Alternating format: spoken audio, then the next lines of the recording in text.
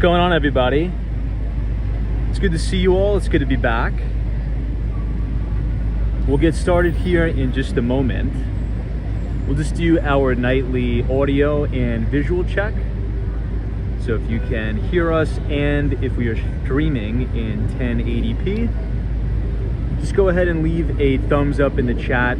Also, if you can rewind the stream, if you just kind of refresh your web browser, you should be able to have the DVR option enabled. So just let us know if all that's working good, and we will get started here momentarily. I want to wish you all a happy Memorial Day weekend. Trust all of you are having a fantastic one with your family and friends. We'll get started here shortly. Thanks so much.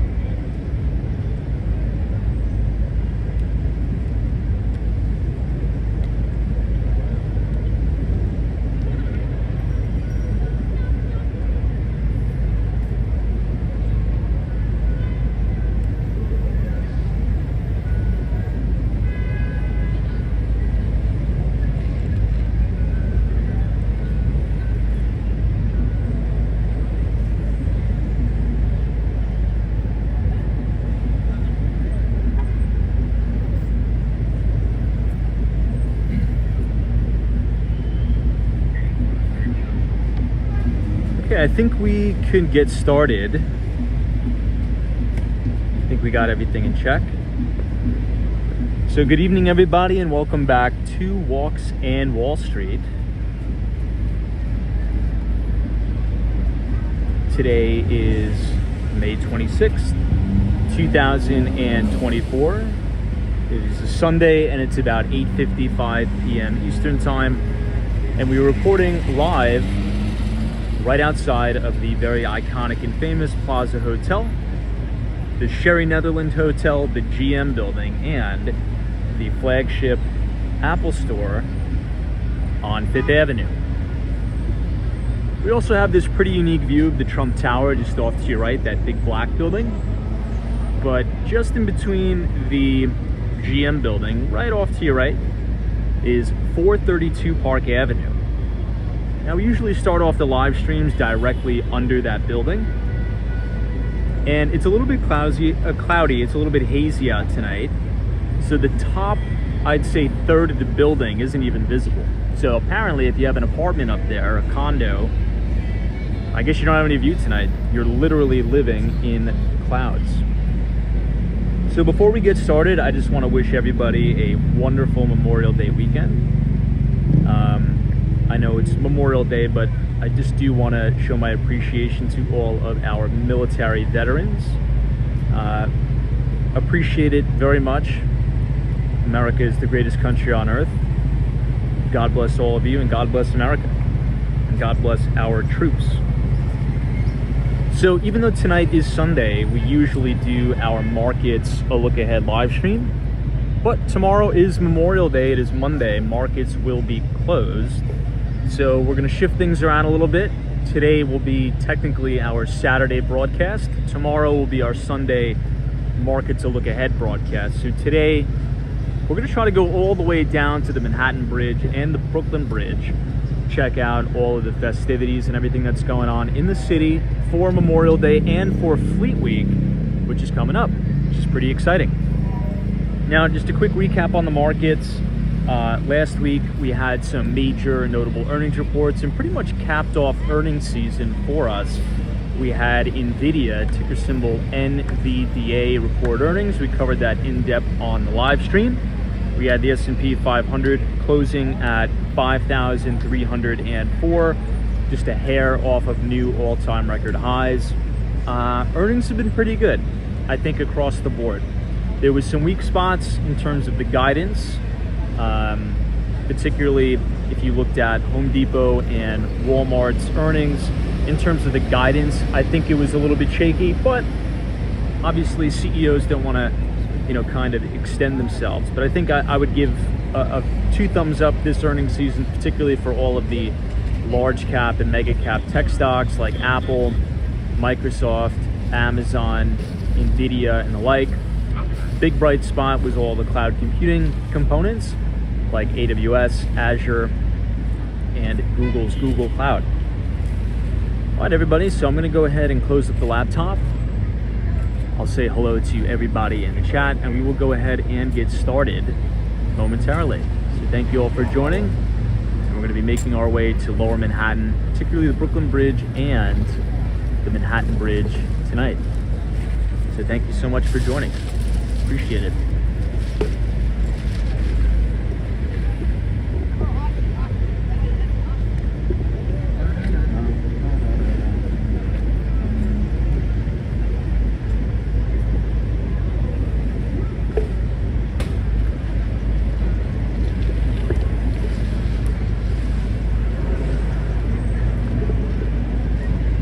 All right, let's see who we got in the chat, my friends. I see Lena, Solo401, Alan, Tatted T, Richard Vogel, what's going on? Emma, thanks so much for joining. Abdul is here, Adventure, Brawlic Calves, JK, Sunshine, says, hey Tom, watching from the UK. What's going on, everybody? New England Crypto, Trust You Well. Bitcoin has caught a pretty nice bid as of late. Back above that 50-day moving average. Things are looking pretty good.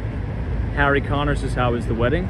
Wedding was really fun. It was quite nice. It was in Greenpoint, Brooklyn, which is funny because I used to live in Greenpoint, Brooklyn for a very, very short time.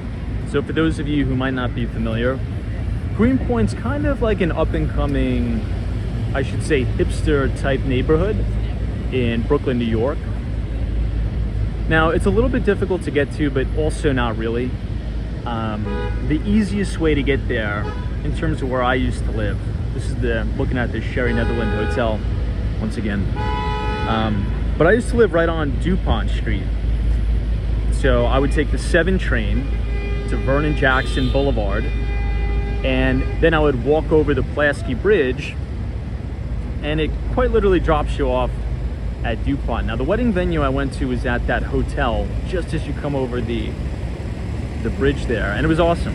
It was amazing venue. Yeah, it was cool. It's really, really fun. So, had about 2 days off from the broadcast here, but it's good to be back with all of you. It's good to be back in the city, and there's a lot of tourist activity. There's a lot of people out for Memorial Day weekend. It's also Fleet Week, so you have a lot of military service members here. So the city's rocking, the city's on fire, the city looks awesome. So happy to be sharing that with all of you guys. Western Mass Dave, how could I forget? It's good to see you as well. Now it's kind of wild. We now have 50,000 friends here on the Walks in Wall Street broadcast live stream. So I appreciate all of the support over the years. This is kind of ironically grown into something I let's just say I didn't expect it to grow into the size it's grown, but I think we built a really cool crowd here. I respect you guys a lot. I feel as if you elevate my intellectual abilities. We have some really good conversations here, and I appreciate all of you showing up to the broadcast each and every night. So thank you all for 50,000 of you. Appreciate that very, very much. As always, 57th Street and 5th Avenue. We're looking directly across the street at the Tiffany building, brand new $500 million renovation here. Now, if you go to the video I just uploaded on YouTube this afternoon, it was a complete walking tour of the shops at Bal Harbour, or the Bal Harbour shops in Miami, Florida. Now, Bal Harbour is one of the most expensive zip codes in the entire country, and I was doing a little bit of research into it. Apparently, the shops at Bal Harbour, or the Bal Harbour shops, however you want to say it, I think is one of the highest grossing retail malls in the entire world, not only in the country, but in the entire world. It's quite a unique place. Honestly, I never really go into it too much, just because, you know, I don't really buy that expensive stuff. I don't even know if I could afford it. But anyway, the reason why I bring it up is because LVMH, who now owns Tiffany, is going to build a 2-story brand new Tiffany store inside the Bal Harbour shops, which is going to be pretty cool to see, because they always do a really, really good job on, you know, the architecture, the layout, the design of their stores. So we'll have to go back in a few months when it opens and check it out. Esteban is here, Lance, the 7-9 Frank. Good to see you, Frank.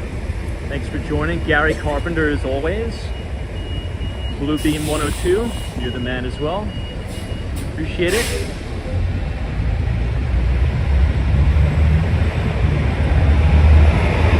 Indeed, this is a high-end mall in Tampa, Florida as well.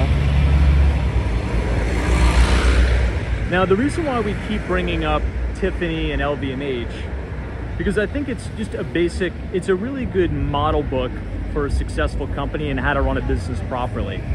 I always quote that Wall Street Journal article, or I always refer to it, where they essentially did a deep dive into the Bernard Arnault's family, right? How they built that massive brand, how they look for brands to accumulate, particularly these luxury brands, but also more importantly, it really hammers on the importance of real estate in the business, right? Location, location, location, customer experience.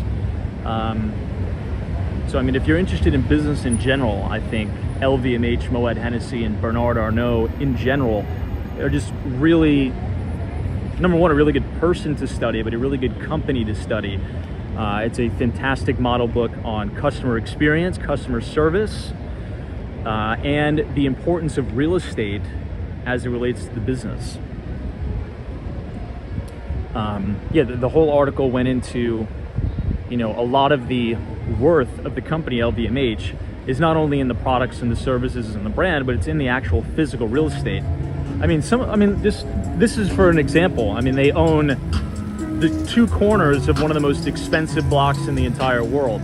This is Billionaires Row in New York City, right? 57th Street and 5th Avenue. They have Boom 1, 2, and I think they're even looking to accumulate more.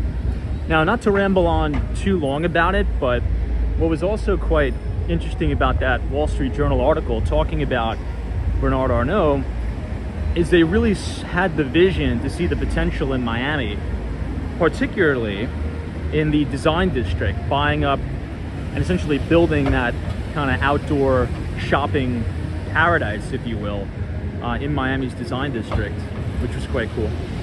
Anna's here. Happy Sunday. What's going on? Happy Memorial Day weekend to everybody. Joseph Hardaway, thanks for joining us.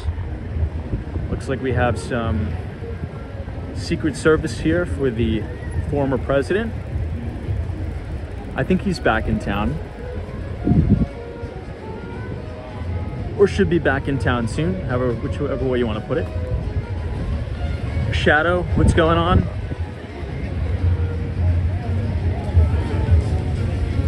Beautiful night and a beautiful day in New York. And I think we deserve it because if I remember correctly, the last 2 years on Memorial Day, the weather was kind of crummy, I think, and it was cold.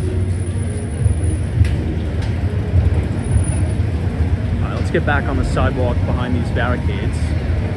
Hey, John Sunderland. What's up, Tom and team? Good to see you as always. Now to the right, you have the Peninsula Hotel. And to the left, you have the St. Regis.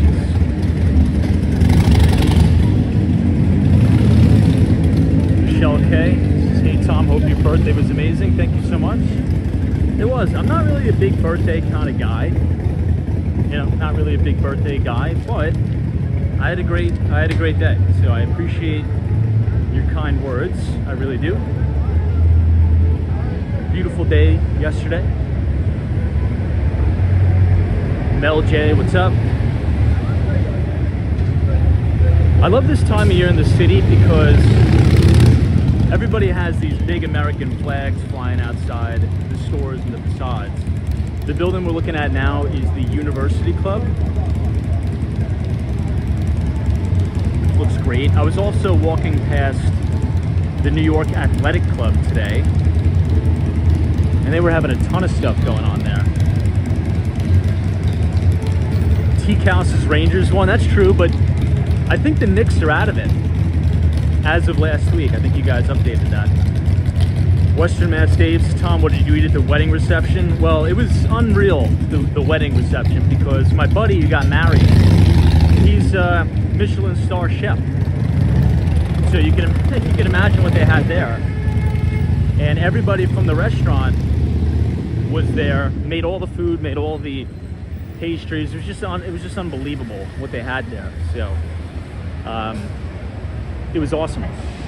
Now, I always plug his restaurant, but if you're ever in New York City and you're looking for a really good spot to go, which is it's a very interesting spot, and if you're ever in the Chelsea Market kind of neighborhood, check out this restaurant called Mel's, M-E-L-S.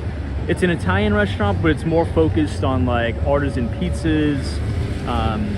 They have really, really good sides, really good desserts, pastries, things like that. It's a very cool, kind of modern, hip vibe. So if you're ever down there by Chelsea Market and you want to check out a restaurant, Mel's, shoot me an email before you go and I'll make sure they take care of you.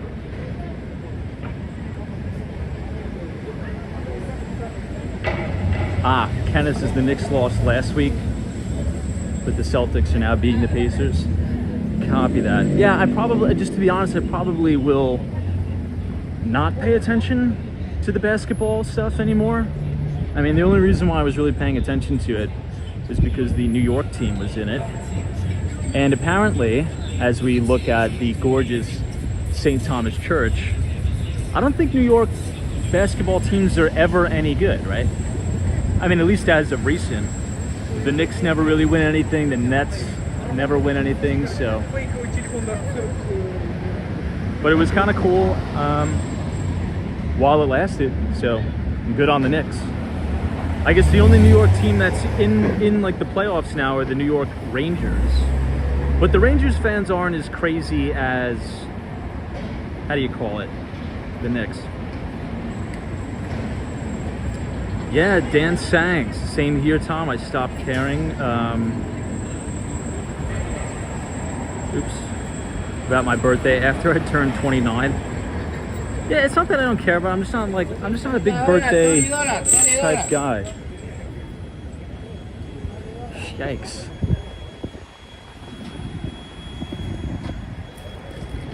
Look at this guy with this massive chain.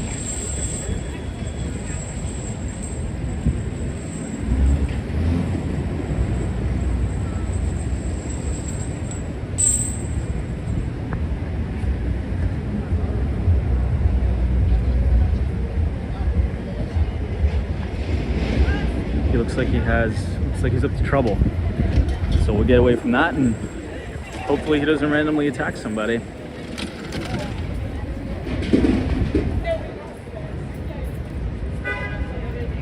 Oh yeah, it's not like I don't care about it, but I just don't really make a big thing. I am quite thankful though. Very, very thankful to live to see another year. You know, I think that's the biggest thing about birthdays. We're here on this earth. We're living to see another year, another day. And we make the most of it. We make the best of it. We get after it.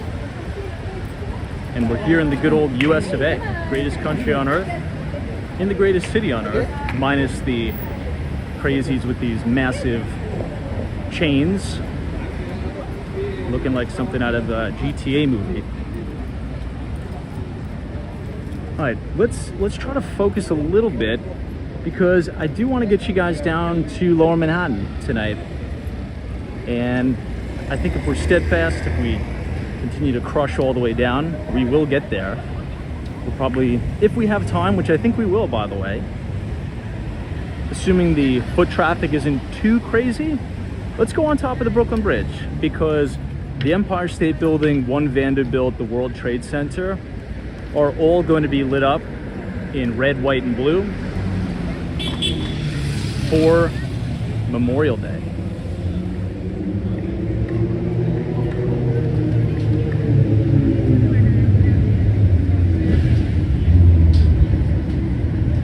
Oh wow, New England crypto, very cool. So we go in on Tuesday. Oops. We go in on Tuesday for our daughter to be born Tuesday or Wednesday, hopefully. Wow, dude, what a blessing. That's fantastic. Well, big congrats on that. That's awesome, dude. What a blessing that is. We'll wish you all the best. I'm sure it's going to go fantastic. Keep us posted. That'll be a good birthday. Memorial Day weekend is always a good time to have a birthday. It's the official kickoff of summer. Feels good after the brutal winter. It's all good stuff.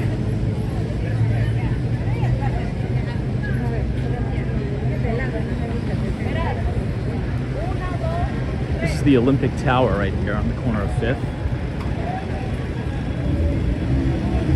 Neil Gunn says, why not go downtown? Well, we're making our way downtown right now. We're making our way downtown, my friend. We're going to check out Lower Manhattan, Brooklyn Bridge, Manhattan Bridge. And, I mean, the Brooklyn Bridge is probably going to be absolutely packed tonight with people walking over. Obviously, because it's the holiday weekend, but we'll see. We'll check it out. Look at this cool art gallery. This is Eden Fine Art. We walk past these in Miami Beach. There's also one on the other side of St. Patrick's Cathedral on Madison Avenue. This artist, by the way, Alec, one of my favorite artists. If you go to the Wynwood neighborhood of Miami, which is kind of like a new, trendy, hipster style neighborhood, a lot of his pieces are there by the Wynwood walls, which is cool. Hey, oh wise owl, good to see you. Real quick, so even though today is Sunday, my friends, we will not be doing the markets a look ahead live stream tonight, because tomorrow is Memorial Day and markets will be closed for the holiday. So first and foremost, happy Memorial Day to everybody. God bless America. And thank you to all of our troops and our veterans. So tomorrow we'll be doing the Markets Outlook broadcast. We have a lot to cover next week, even though it's going to be a shorter trading week. We have some important things to talk about, and we'll probably spend a little bit of time doing a complete earnings season recap, right? Even though I think we did a pretty good job hammering it out. It's good to just kind of recap the notable earnings reports, and we'll look at some of the updated earnings estimates for the entire fiscal year.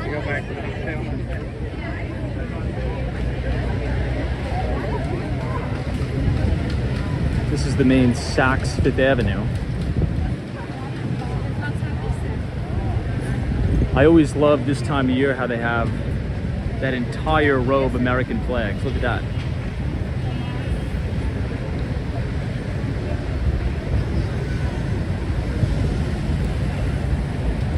It's probably a good, like, what, 30 American flags all lined up on Fifth Avenue, which is great. Yeah, New England crypto's like, I found the tourists. There's a lot of tourists in the city, which is great. And I'm telling you guys, the summer has only just begun. Well, it hasn't even begun. And the city's just gonna be rocking this summer with the tourists. And that's what we want, to essentially revitalize the economy. And it's gonna be good for a lot of the smaller businesses in New York who missed out on a lot during the pandemic. So to get a record-breaking summer for revenue is going to be fantastic, my friends. Fantastic.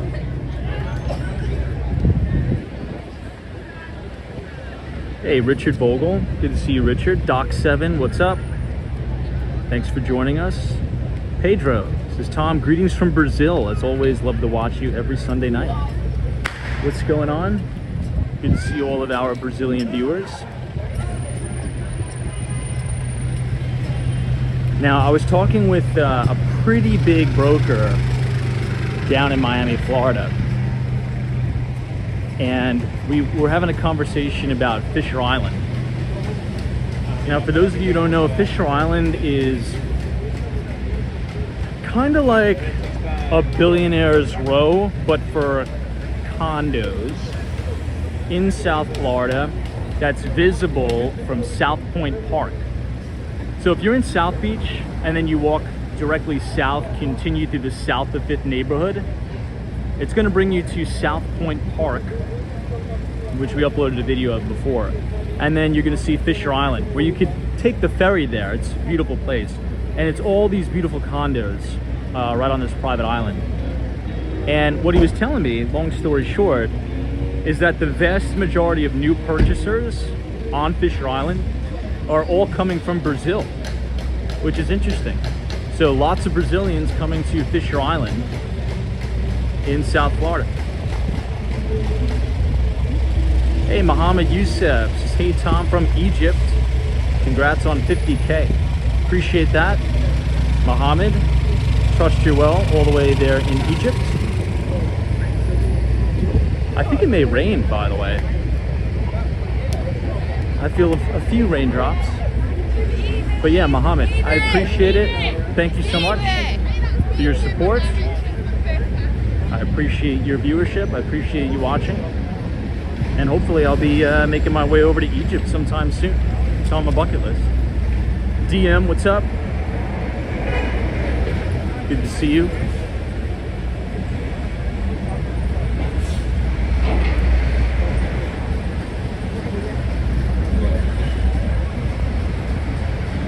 Hey, Jean-Paul, what's going on? Yeah, I think Fisher Island's kind of cool.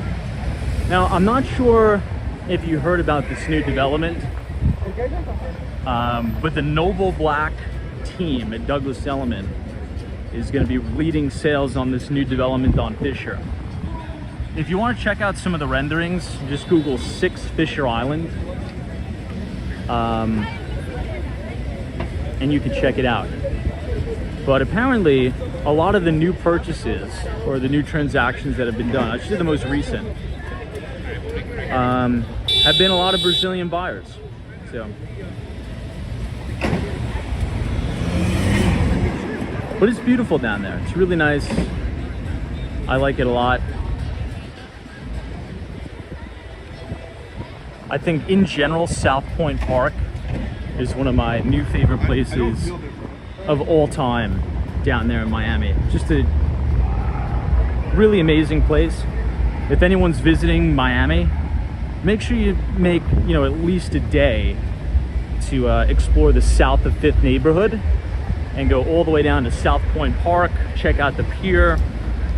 The Smith and Walensky restaurant is right on the water. I mean, they really outdid themselves down there. It's really nice.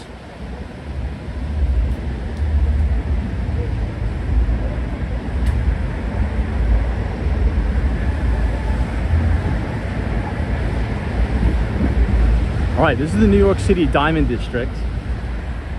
As always, you can tell because they have these two big diamond lights here.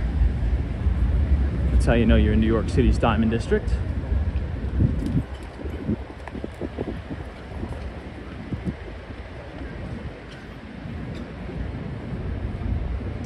I really wish I brought the umbrella. I actually had an umbrella in the office too.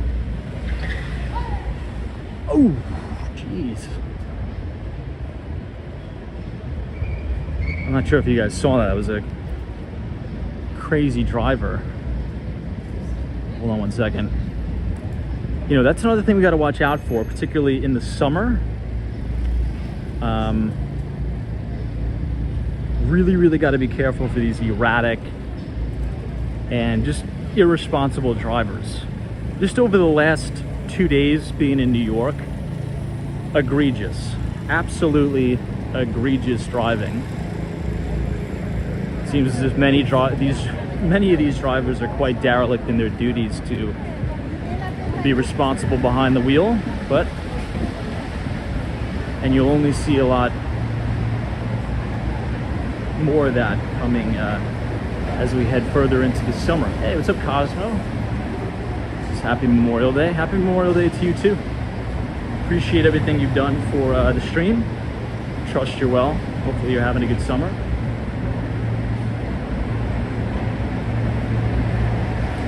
Yeah, Western Mass Dave says for some reason the summer brings out the crazies.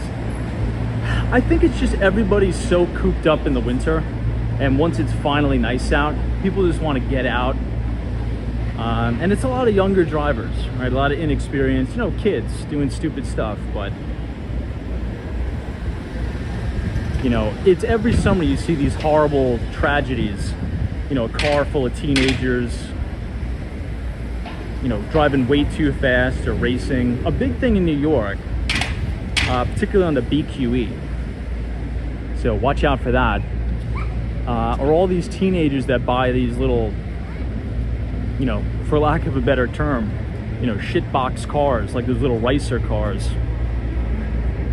They put these corny mufflers on them that are so obnoxiously loud, and they just race in and out of traffic, like they bob and weave in and out of traffic like crazy, and they cause really bad accidents.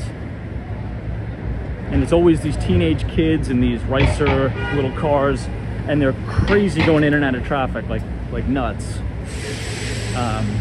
Last year my mother was driving on that exact road and gets nailed by one of those kids doing the drag racing. So you really got to watch it.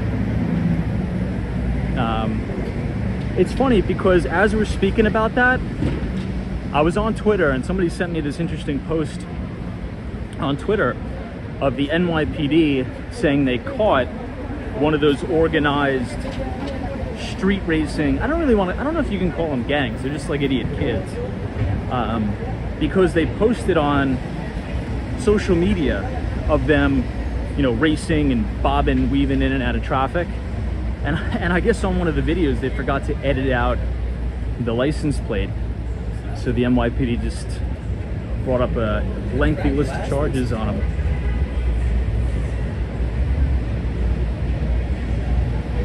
Anyway, But yeah, watch for crazy drivers. Not just in New York, Florida too. I think Florida is probably maybe 2 to 3 times worse than New York, believe it or not.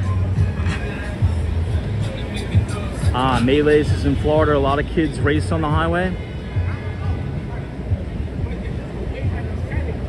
Oh wow, Dave says we have a huge dirt bike problem here in Western Mass.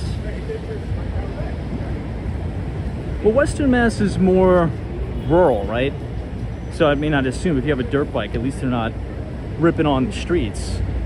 They're probably running through people's backyards and stuff, but still, I get it.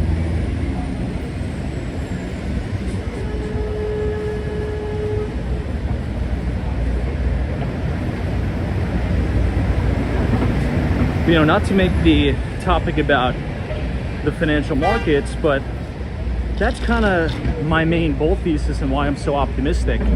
I think we have some Navy guys here. But that's kind of why I'm so optimistic on full self-driving, particularly with Tesla, because that kind of gets rid of all those problems, particularly with driving under the influence, drunk driving. I mean, that's going to go to zero. So, I mean, think about what a value add that is.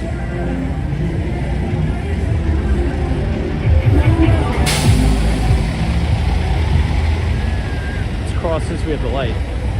Yeah, with full self-driving, I'm not talking about the self-driving we have right now, but full self-driving where it actually works, which is probably what we're going to get in the next 8 to 10 years. That's going to bring all of those, you know, really unfortunate and tragic, you know, drunk driving, head-on collision accidents. It's going to bring them to zero. It's not going to exist, which is a big plus for society. Hey, love the beaches here. What's going on? Dale says, Tom, we are about 5 years away from full self-driving. Which, you know what? That's actually not a whole lot. That's not a whole lot of years away from full self-driving. Let's see if we can go inside Bryant Park. We finally, for once, just started the live stream on time. So maybe we could take a little bit of a walk around Bryant Park.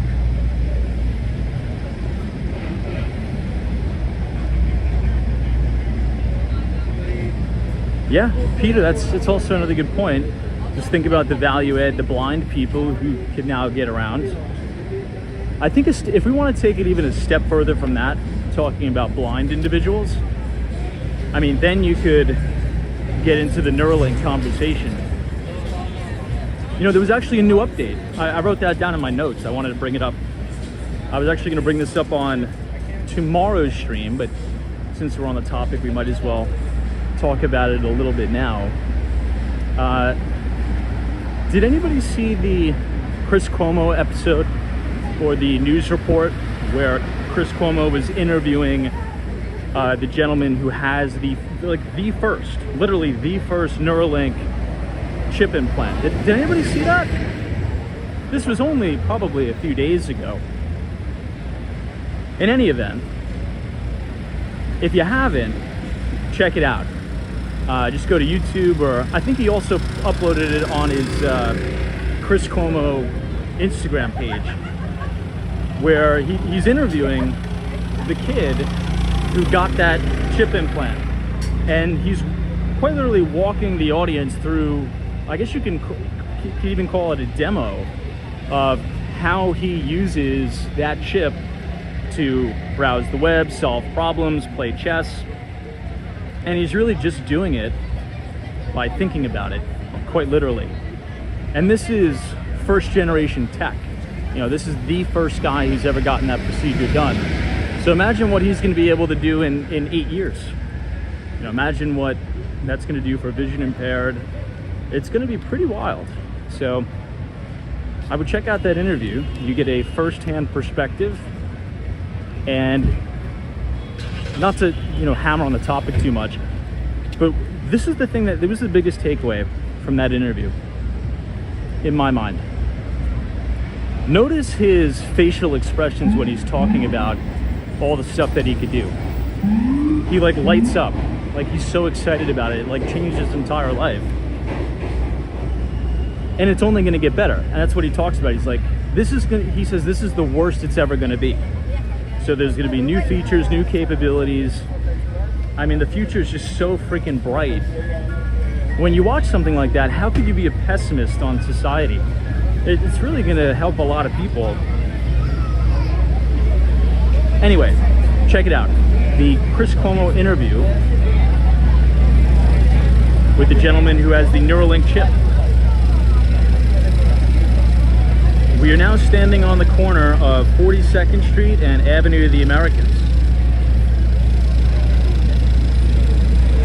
You're looking at Bank of America Tower, and just off to the left, you can see Salesforce Tower.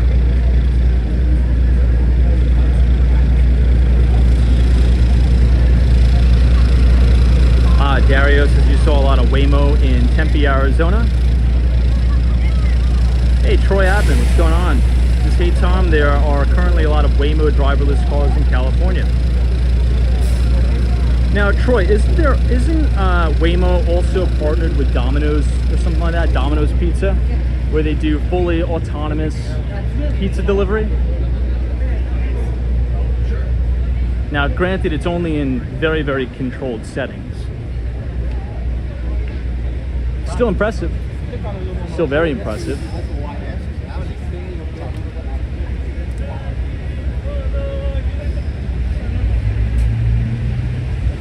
All right, welcome to Bryant Park.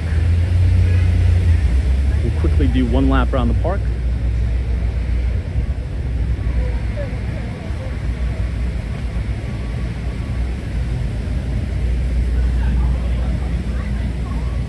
Oh, this is cool. So what we see here is the stage at Bryant Park. During the summer, since the lawn is now officially open, you'll have the stage sponsored by Bank of America, where there's free concerts, there's live music.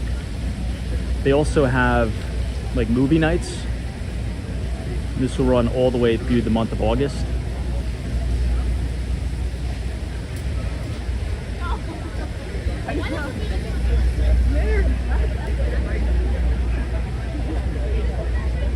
What do you guys think?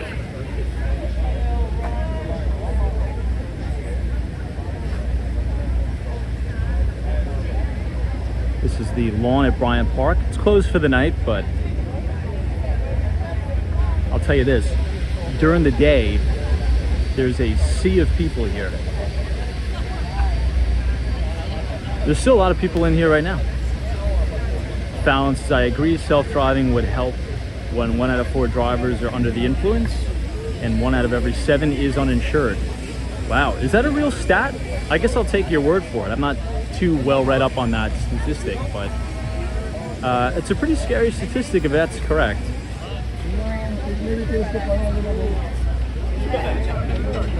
But in general, I totally agree with you.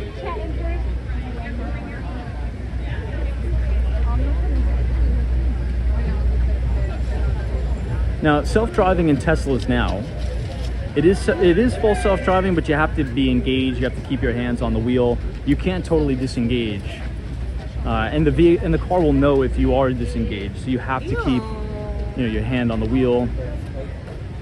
But it's getting there. The tech is getting there.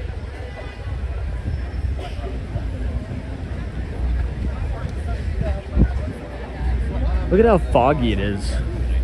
Right in between the Bryant Park Hotel. You're supposed to see the spire of the Empire State Building, but it's so hazy you can't.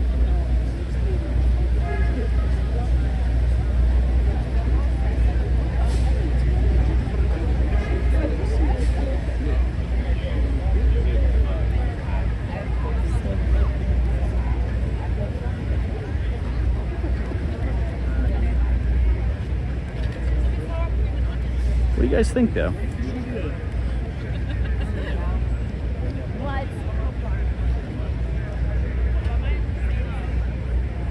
Hey, Brian, thanks so much.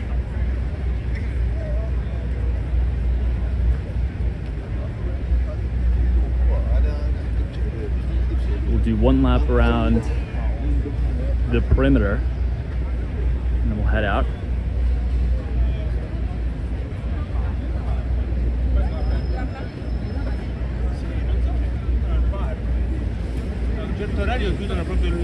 That gentleman has a Kava bag. I think Kava's going to be reporting earnings in 20 days.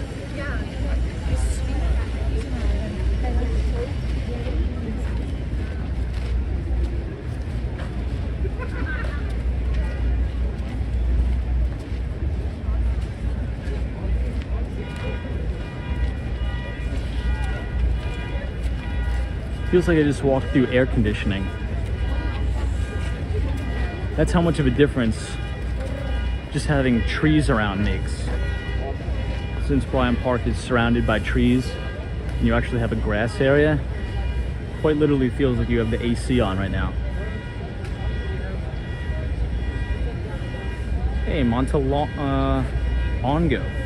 This is happy birthday, Mr. Malloy from Annapolis, Maryland. Thank you so much. I appreciate the kind words and thank you for your support. This is the William Cullen Bryant statue to the back. Just off to your right, you have the Bryant Park Grill. Now, for those of you who don't know, a little bit of a fun fact. You could probably see us doing the live broadcast here. You see those cameras right here? Right here.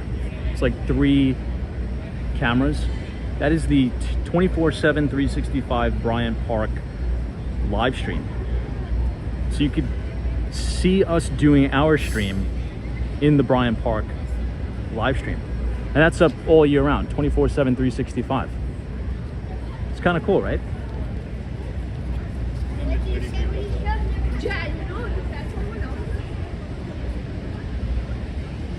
Lots of nice outdoor dining here. Hey, JC, what's going on, man? JC, I'm sure you've heard the news. Friday was a pretty big day, a pretty monumental day for the financial markets, just in general.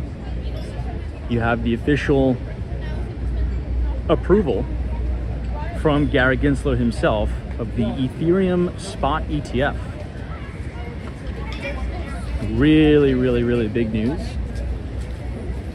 Now, as you know, I'm technically probably what you would call a Bitcoin maximalist. However, now that it seems like the SEC is starting to provide a little bit of regulatory clarity and they're starting to be forward-looking, if you will, about the cryptocurrency space in general.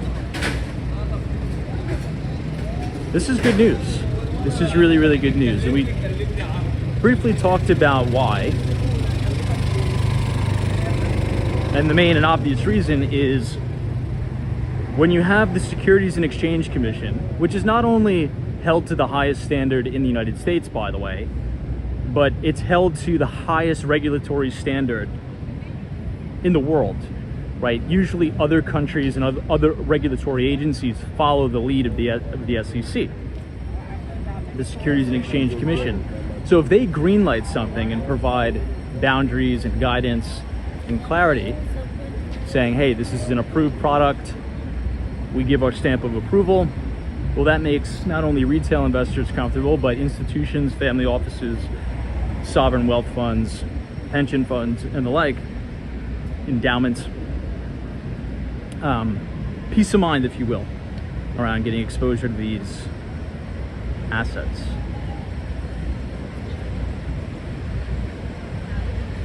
JC says I'm a Bitcoin maxi too. Even Trump is pro Bitcoin now. Really? He is? That's a surprise to me, or that's news to me. I remember or I think during his presidency, he was kind of taking the stance of Jamie Dimon, saying that it's used for fraud, it has no value.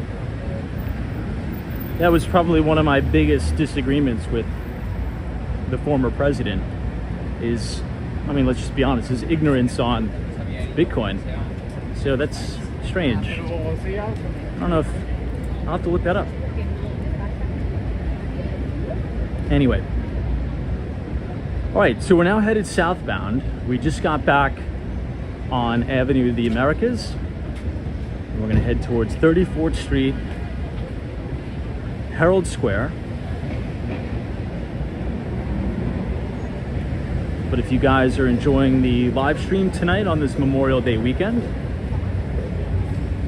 feel free to leave a like on the video and click the subscribe button if you're new. We do these live streams every day starting at 8:30 p.m. And lastly, we did just send out our latest edition of the Behind the Street newsletter. So check your email, because we talked about a lot of interesting stuff. And if you want to sign up to receive all of our equity research every other Thursday, right as the market closes, you just type !news, N-E-W-S, in the chat, and the Nightbot will drop the link to our Substack. Hey, Teddy says happy birthday, Tom. Wish you all the best. Well, thank you for being so kind. I appreciate that. Greetings from Germany. Thank you so much. I appreciate it. Thank you for your kind words.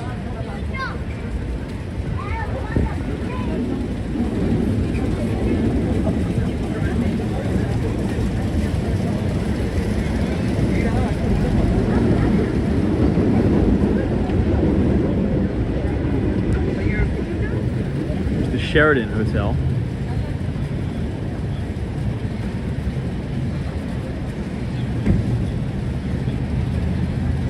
Ah, got it. Theo says he has the same perspective as Vivek on crypto. Cool.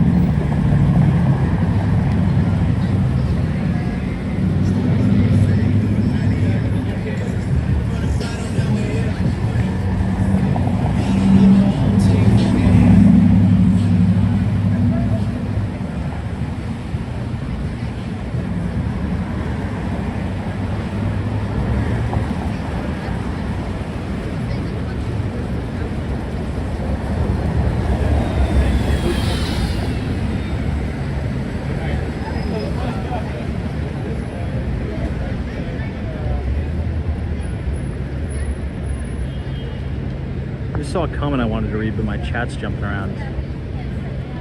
Hey, Joel PM says, I am still skeptical whether crypto is not just another pump and dump scheme, fishy that nobody even knows who created the thing.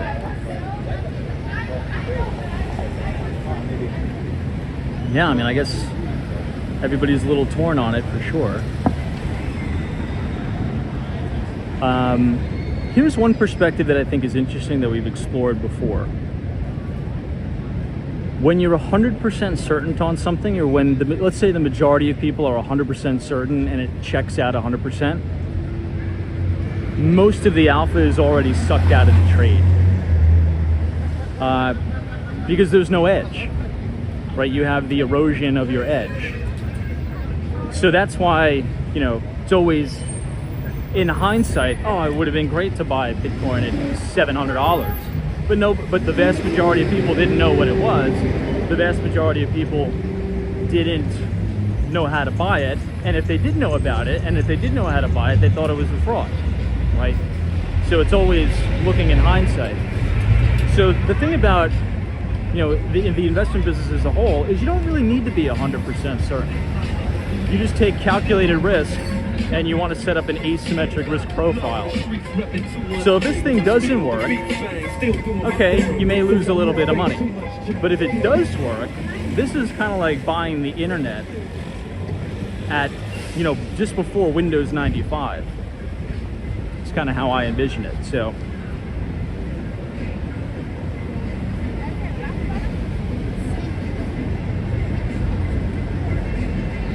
but it's interesting to think about it that way, right?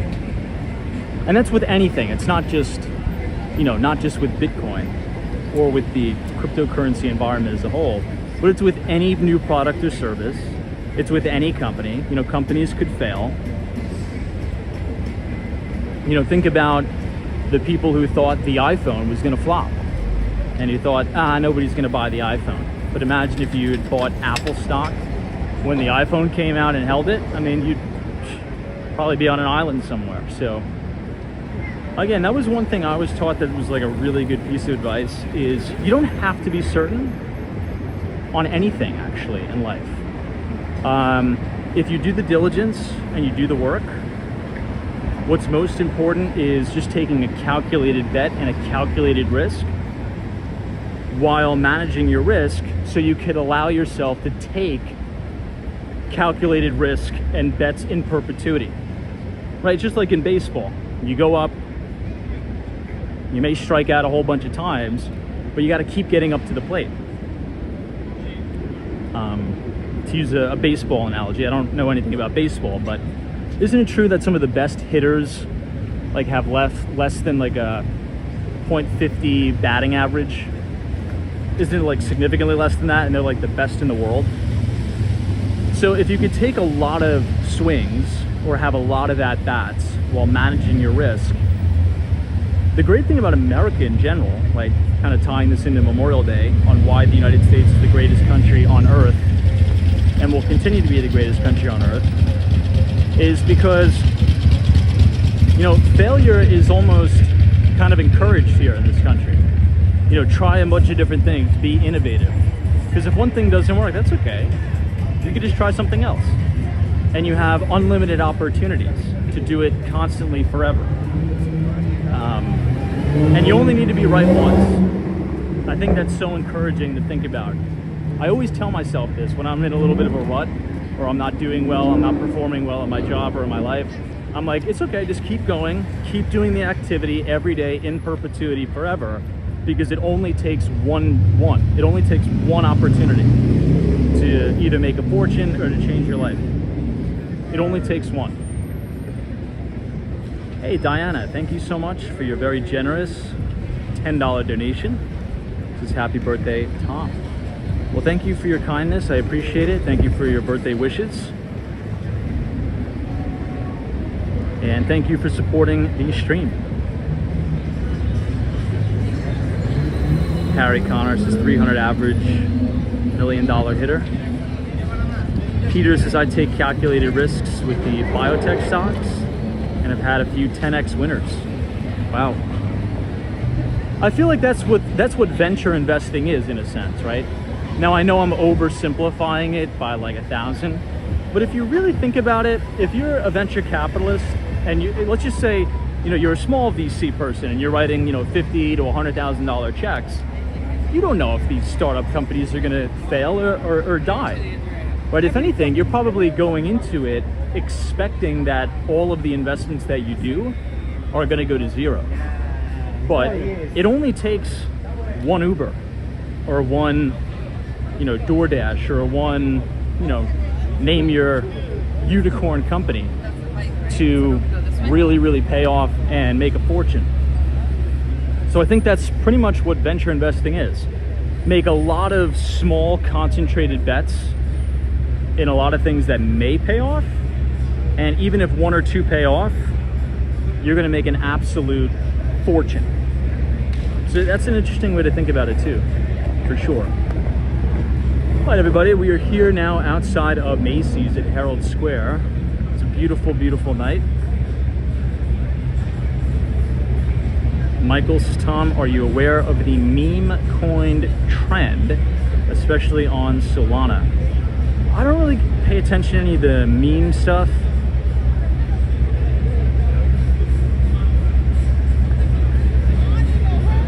Prince says you can't take calculated risks forever because you have a limited amount of capital. Who has a limited amount of capital?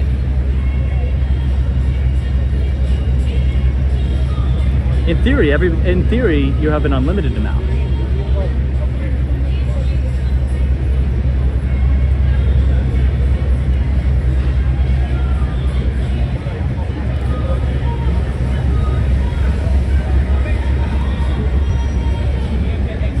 Someone says altcoin maxi. I don't know. I think, like, for me, I don't really pay attention. I'm not saying you shouldn't. I don't care what people do. Like, I'm not in the business to convince anybody of anything, but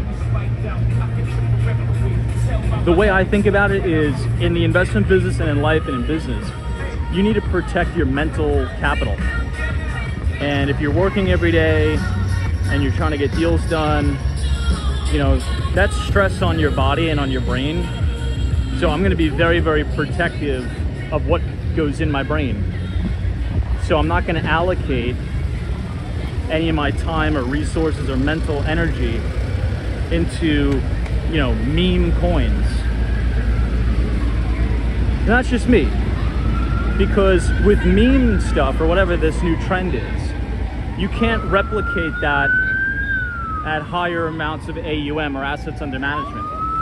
If you want to manage, you know, real money or investors' money, or manage your own money, right? Let's say if you were really successful in your life, you built a company, you sold your company, now you have a few $1,000,000.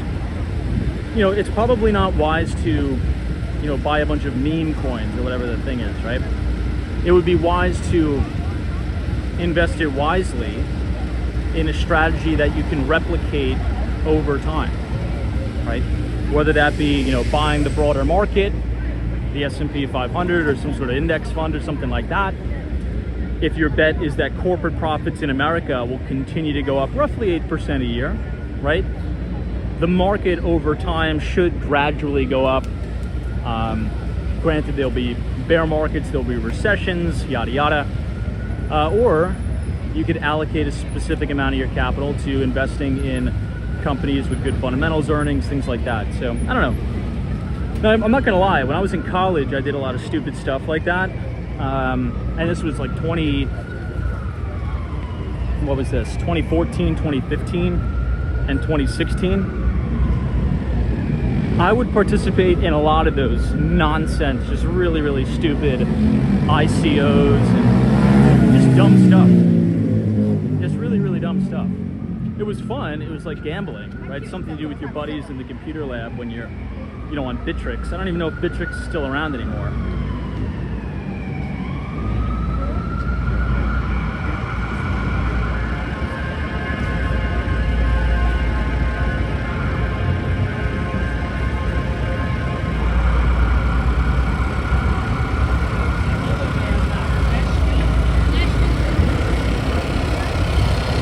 All right, we're headed towards Koreatown, 32nd Street, Korea Way. This is one of my favorite spots in the city. Lots of really good fun, Korean barbecue, boba places. Hey, thank you so much. Love that beach. It says, hey Tom, happy birthday and have a wonderful Memorial Day. Thank you for your kindness.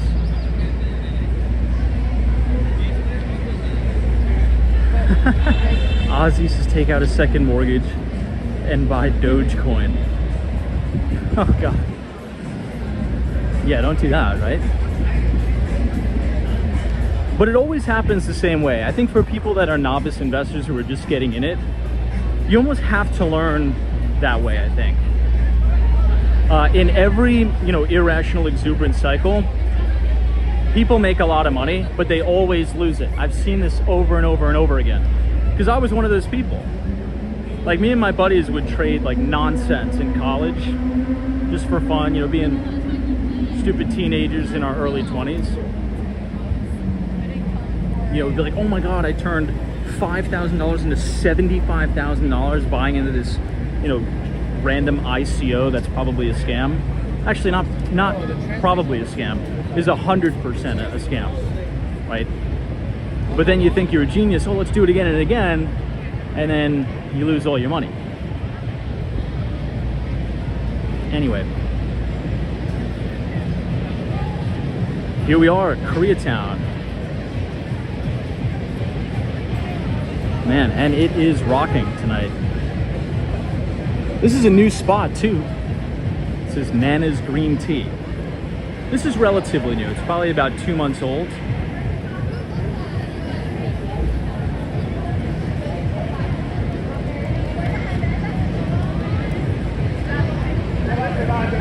Hey, Japhet Perez, welcome. Adventure.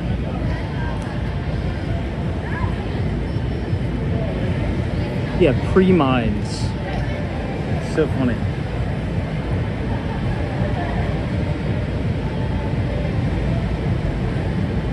JJ's. This sounds like a plain old gambling addiction. It really does. All right, we'll take one lap through Koreatown because I actually really want to walk through here tonight. But I think, unfortunately, gambling addictions and things like that are going to happen to younger and younger people, and it's going to be more widespread due to the ease of access. Right now, you don't even have to go to a casino anymore to gamble. You just literally roll out of bed, pick up your cell phone, and you could gamble on your phone. Online gambling. Now there's sports betting apps people are probably going to get addicted to. And let's face it, you know, a lot of these discount broker dealers like Robinhood, they market investing as gambling. And I think that's a big problem. So I don't know, I think the regulator's gonna have their hands full with that. I don't even know how you would regulate something like that. I don't even know it's possible, right? People are free to do whatever they want. Maybe you could claim that it's predatory. I don't know.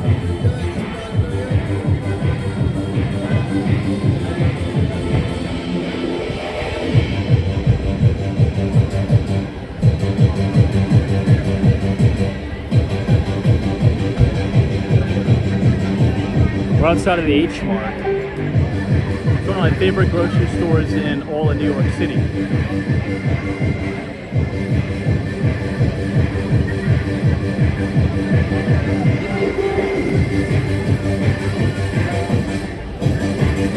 Just that press, people losing a lot of money on DraftKings.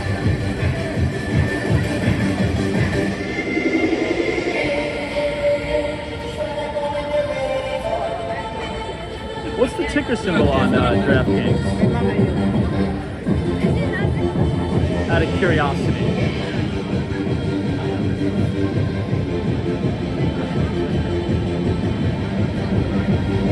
Now, here's one thing I am against, and I don't know if you guys will agree with me or not.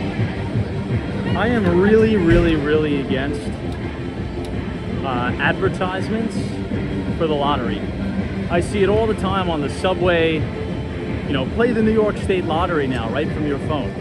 I don't think the government should, I don't think the state of New York should be allowed to advertise the lottery on the subway or advertise the lottery at all.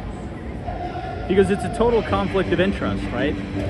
Because New York State runs the lottery, but they also run government subsidized programs to essentially cure people from gambling addictions. So it's like you're feeding the flywheel, in essence. I don't know, maybe that's a hot take, but that's how I feel.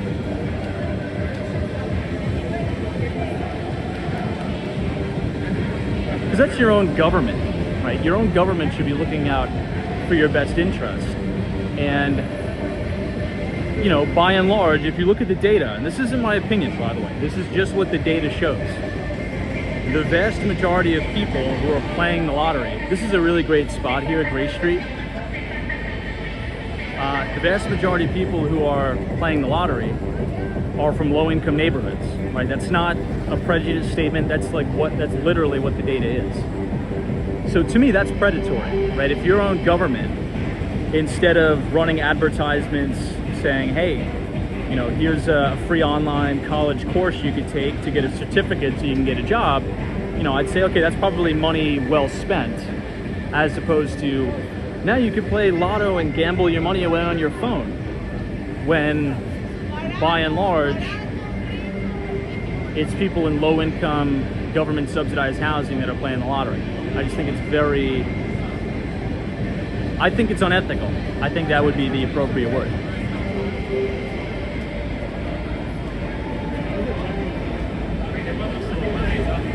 JJ says, yep, has the lottery impacted any social metrics positively? I don't know. I mean, isn't there data that shows the vast majority of people who win the lottery lose it within like 5 years? Something like that. If you come into money and you don't work for it, you won't know how to manage it, I guess. I don't know.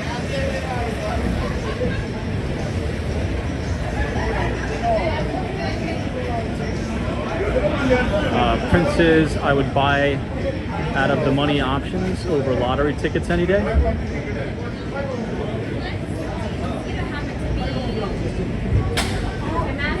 I always point this place out, but I might as well point it out again because I really do enjoy this place.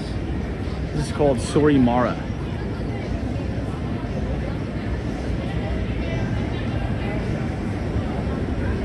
It's like a Malatang place. Now Malatang is a Chinese dish, but this is Korean style Malatang.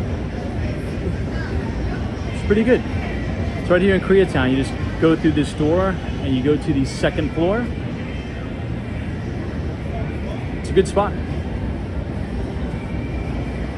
Hey, Western Mass Dave, thank you so much for your generous $10 donations. Tom, always a pleasure to spend the holidays with you and Walks on Wall Street. Congrats on 50K.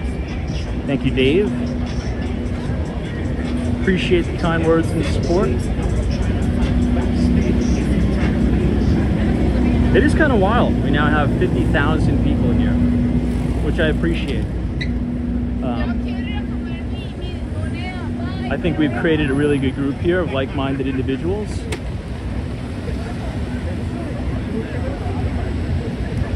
And I think we have a good time too while we're doing it. So, fun times all around in the greatest city on earth.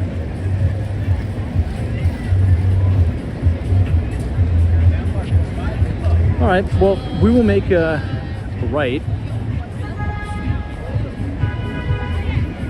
and we'll officially start our drive down into Lower Manhattan. Wow, you can't even see the top of the Empire. We'll give it a quick check out anyway.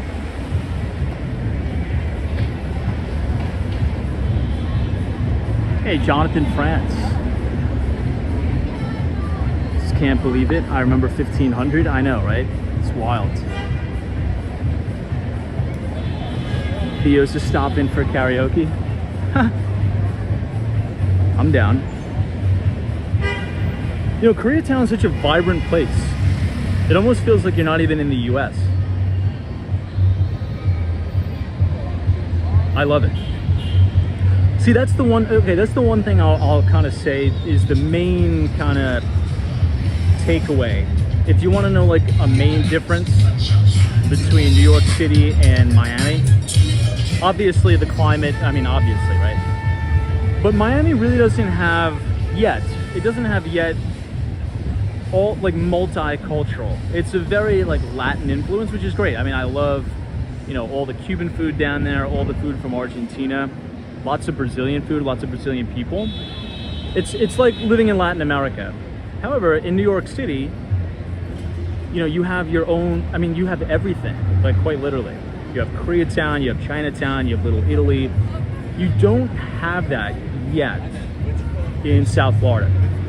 You don't, which is okay. Now, they are trying to create a Chinatown / Koreatown in North Miami Beach.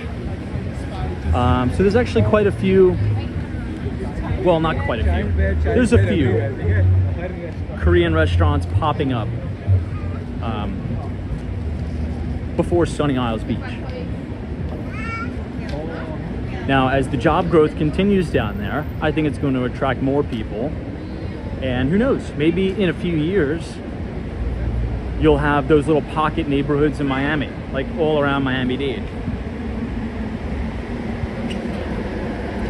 Chinatown, Little Italy, things like that. Yeah, the short guy says no place will ever be as diverse like New York City, probably.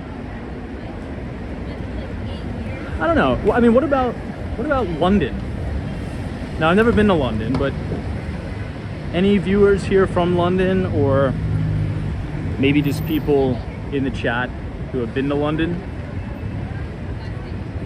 Is that as diverse? What do you think? Or no?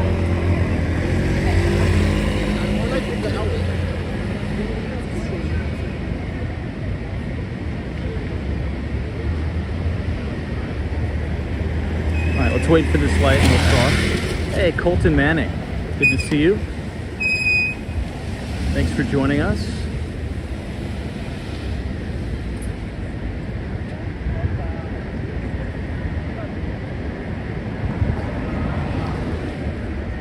short, guys, maybe in Europe. Oh, Toronto, Canada. Yeah, Toronto is a very, very diverse place. There was a buddy of mine I used to work with at T-Mobile who was a contractor for us. He was from India. I think he was from New Delhi. I believe at the time when I was working, he was one of our solutions engineers. He was on our engineering team, like for networking. I think that's where he is now. I think he's in Toronto because the immigration is much more favorable to get like a corporate job in Canada than it is in the US. It's very difficult. Right, once your visa expires, you got to go back. There's really, I mean, let's just be honest, there's really no path to permanent residency. It's very difficult, it's very laborious. So we're actually losing a lot of talent to Canada. Anyway, hey Meld, good to see you. Thanks so much. Haas Manning. Happy Memorial Day weekend to you, sir. We're back in New York City. The weather's great. Looks like it's gonna rain though in a little bit.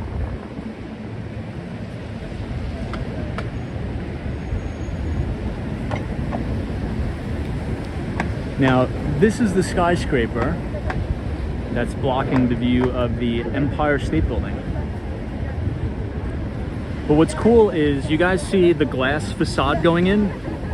It's about a quarter of the way up. So as we continue to do these live streams over the summer, you'll quite literally see all of the glass facade being built 100% all the way up, which is cool. Hey, DC, thank you, my friend, for your very generous $20 donation. Just a couple slices on me. Great news. Thank you, DC. I will be sure to grab a couple slices.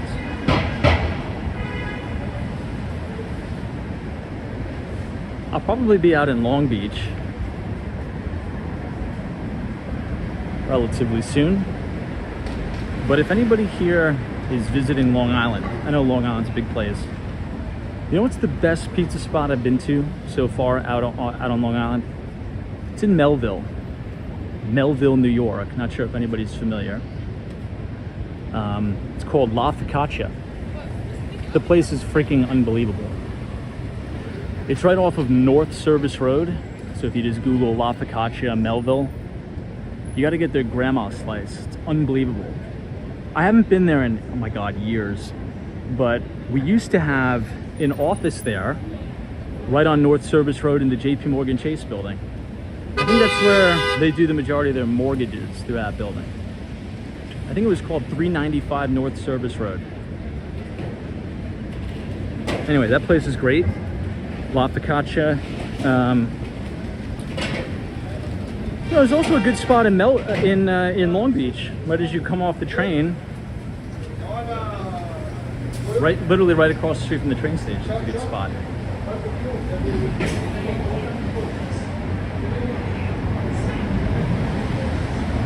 But DC, thank you so much. Appreciate it. Hey, Big Spark, welcome.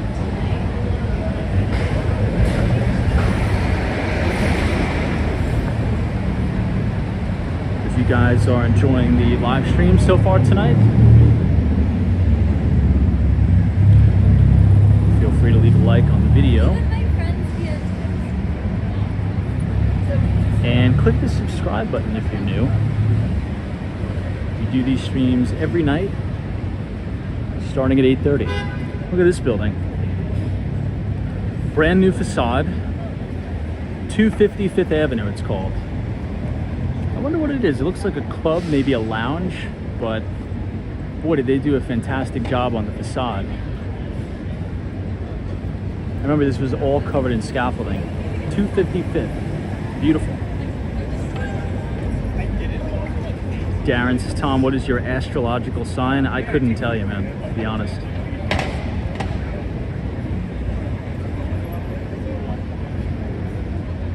Star Guy says, when you make your pile, am I going to have a place in the Hamptons? You know, I'll tell you guys the truth, okay? And this is coming from a Long Islander, so I get a pass. I get a complete pass on this. I think the Hamptons are overrated. I said it. And again, I could say that because I'm from Long Island. I think the Hamptons is overrated. There's many other places where you can go to where you're gonna have a much better time. It's easier to get to than the Hamptons. Now, I'm not saying the Hamptons is a bad place. Town of Southampton is awesome. Speaking of pizza, is Paul's Pizza still in the town of Southampton? If it is, I haven't been there in so long. That's a really good pizza spot too. It's right outside the park in Southampton. The town of Southampton is beautiful, but it's gotten so crowded, Southampton, particularly in the summer, obviously. There's one road to get in and out of the place. It's by that Shinnecock golf course. But yeah, I think there's much better places for the money, right? Because you're gonna get hammered with, I mean, if you have the money to buy a place in the Hamptons, I mean, you're talking, I mean, if you want a nice place, you're talking like big money. Probably the minimum to get a nice place, I'm talking like a nice place, you know, that it's not like a rundown shack. Maybe six million you'll probably need to spend around there, give or take. But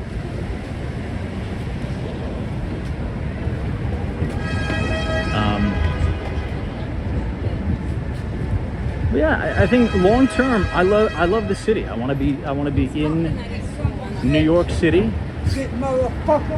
Yikes. I want to be in New York City and in Miami, Florida. I think these are the two best places that kind of suit my lifestyle. Also, you know what? You kind of get bored out in the Hamptons. It's nice, it's the suburbs, you know, you go through for a party now and then, but I mean, you don't get this electric vibe like you do in Manhattan. You know, walking outside at any time of night, people are out, there's traffic, there's cool stuff going on, there's always, you know, a new shop opening up. It's just, it's unique in the city. It's exciting, every day is something. You never get bored in New York City, let me tell you that.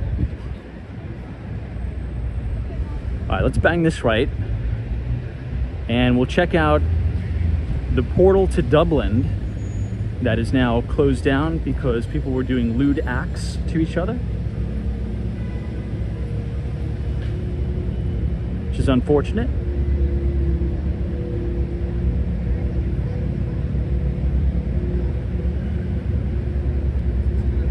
Here you have the Flatiron building covered in scaffolding, which they're in the process of doing a conversion to condominiums here too. Haas Manning says there's no place like New York City. Totally, dude.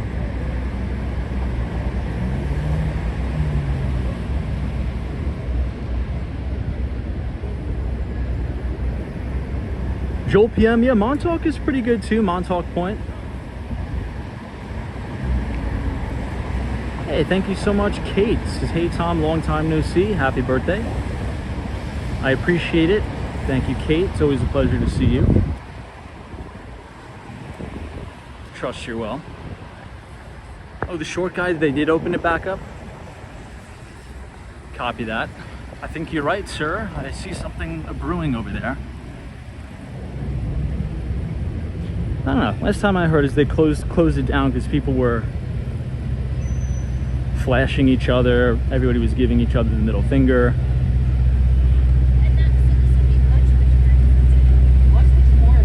It doesn't look like it's on.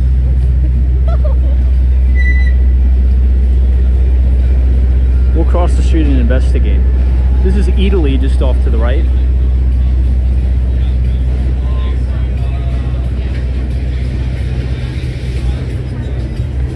Oop, we have 2 seconds.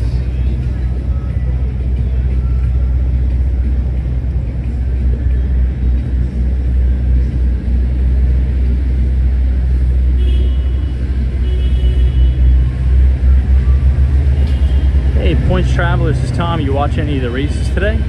I did not, but thank you so much for being here. Trust you're well. and welcome to New York. Are these real? No, these are not real. Hey, hang with Mark Mom. Good to see you.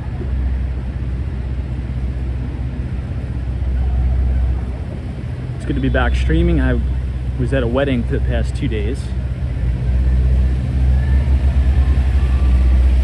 And that was probably the most over-the-top wedding I've ever been to in my life. Granted, I've only been to a handful of weddings, but my friend that was getting married is a Michelin star chef. So his restaurant did all the food, did all the pastries. Pretty much everybody from the restaurant was there. So to say the food was good was like a severe understatement. And they just had so much stuff. I mean, I think I probably ate quite literally 4 full creme brulees. It was just over the top ridiculous. It was awesome. All right, it says Portal is asleep. Be back at 8 a.m. Well, at least they have it up. It's probably a good idea to limit the amount of hours and also put this barrier around it.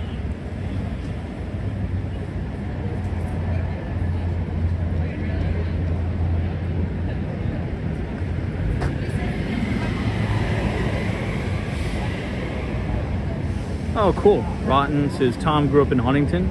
North Shore, Long Island is beautiful. It's amazing in North Shore, Long Island. I think Billy Joel had a place and recently just sold it there in the North Shore. Now, the last apartment that I had in Manhattan, well, I should say my favorite apartment I had, was right on Central Park South. And I rented it from this really, really wealthy family. And St. James is beautiful. Really, really nice. But it is true. Living on Long Island is very nice. It's not nice most of the year. But on a summer night when the sun's setting, if you have a house on, in any of the canals, like the Massapequa Shores, Oceanside, it's beautiful. It's awesome. It's a really, really just amazing. And I actually like a lot of the beaches there. Now, if you're a resident of Oyster Bay, it's called, you can go to a lot of the private beaches that, the public can't go to.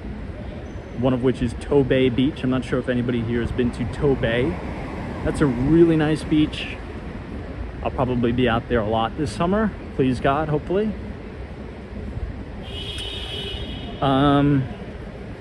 Yeah. Now, I will say, could you imagine, and this is just a fun comment, like hypothetical, but could you imagine if New York City, Long Island, had the type of weather, like where it was like 75 degrees and sunny every day, all year round? I think the real estate would probably be double the valuation. I mean, you probably couldn't even you can't afford to have a house on Long Island now. You really probably couldn't afford to have a house on Long Island if it was 75 degrees and sunny every day. That'd be insane.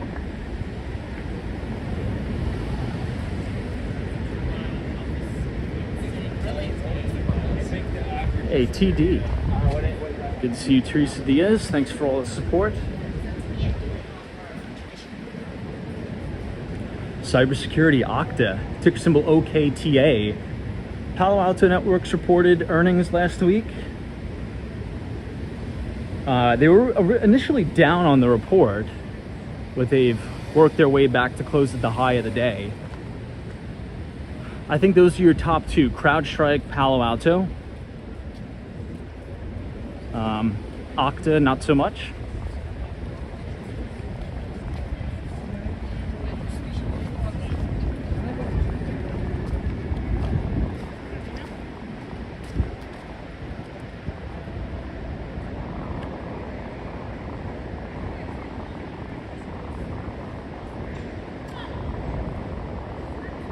All right, we're coming up on Union Square, 14th Street. Well, 18th Street to 14th Street.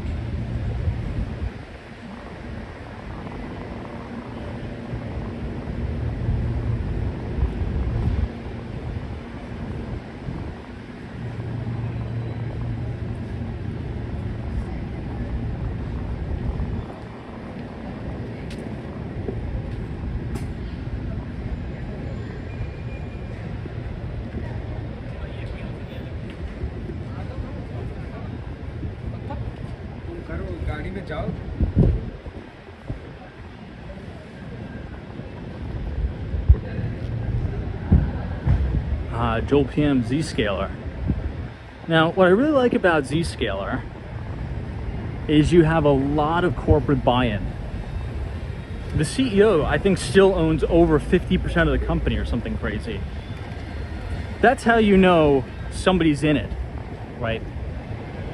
And one of the main characteristics, and we kind of talked about this in the newsletter, I should say the characteristics of a TML, true market leader, a lot of it's the management, right? There's a lot of companies who they bring in some random consultant as the CEO and they just max out the corporate compensation package, and they don't really care about the company as much as a founder. With Zscaler, the guy who founded the company is the CEO, and he still owns the majority of the company. So you know he's going to treat that like it's his child, pretty much.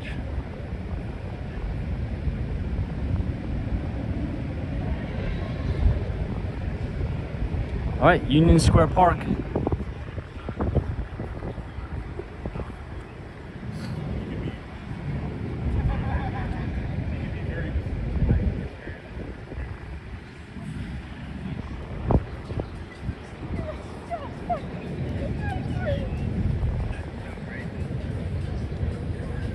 Look at this.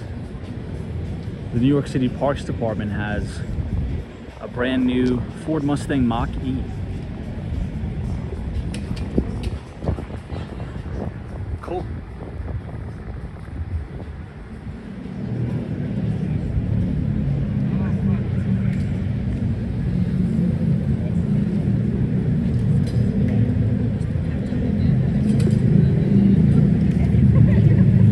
Yeah, TC, I believe so too. Also, CrowdStrike is going to report soon as well. I just think that entire sector is a very, very good theme. If you remember the newsletter that I wrote at the first of the year, we made some fun predictions for 2024. And I said, I think the biggest theme for 2024 would be cybersecurity. Turns out so far that that's wrong. The biggest theme for 2024 is AI. In any event, I think cybersecurity is going to perform really, really well.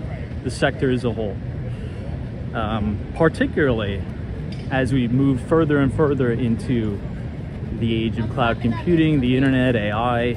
If I see her, I swear to God, I'm slapping her like this.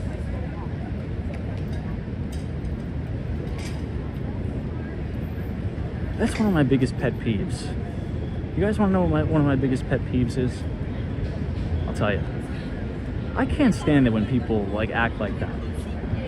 You know, male or female. It's like, especially if they're an adult, they're like, if I see that person, I'm gonna smack them or knock them, and they, you know, make these big scenes. It's like, you're an adult now. It's embarrassing. You know, regardless, like, just, you know, I don't know. That's how I feel. Like, you're an adult. Gotta sharpen up. It's not a good look. No bueno. 2 thumbs down. I guess, as the kids would call it, cringe. Is that what the kids are saying these days? Cringe? Anyway. All right, let's cross to the south side now. And we will make our way towards New York University. NYU. And Washington Square Park should be quite lively tonight, which I'm excited about.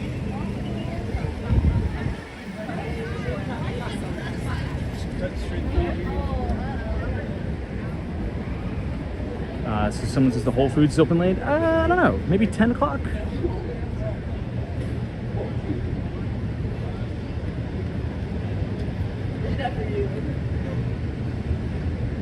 Are you recognizing her?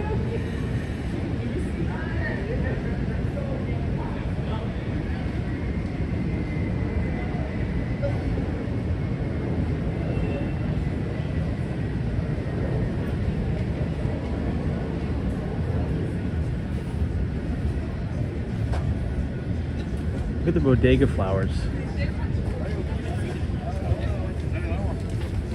These ones look really, really nice. Some of them are all wilted and nasty. This place takes really, really good care of their flower selection, as it appears. Now down here is Strand, which is another, I should say, one of my favorite bookstores in the city.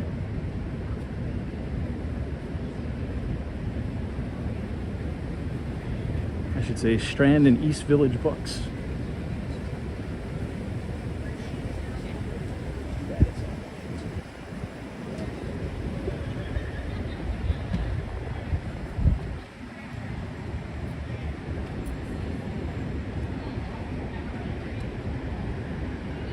What is that?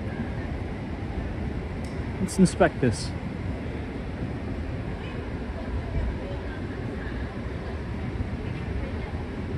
Oh, glaze. I thought this said Blaze, so I was curious about the company, because I think LeBron James owns a big equity stake in that company, Blaze Pizza. So I was like, is there a Blaze Pizza in New York?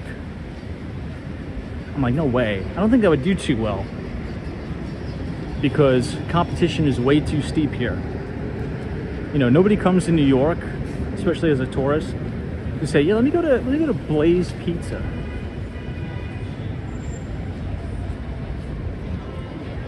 This place is always fun. It's like a taco stand bar. Looks very colorful in here, doesn't it?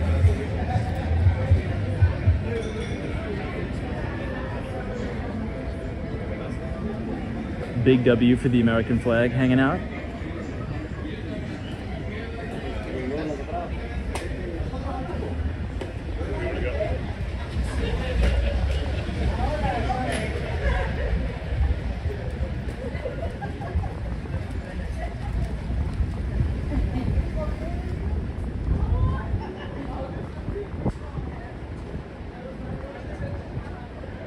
All right, let me check the battery.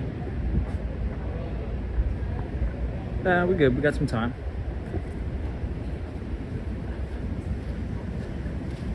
Now, one more thing I'll say, to kind of piggyback off of that conversation. You know what was probably by far the most embarrassing thing I've seen in a long, long time? I think I retweeted this on my Twitter. If you go and check out @WalksWallStreet on X, I think it was a big hearing or something in the Congress. I mean, my God, how embarrassing is it? Like, just how poor our representatives are. And on both sides of the aisle, by the way. Republicans and Democrats. I mean, they're not deal makers. Like, I mean, I'll say it flat out, they're not deal makers.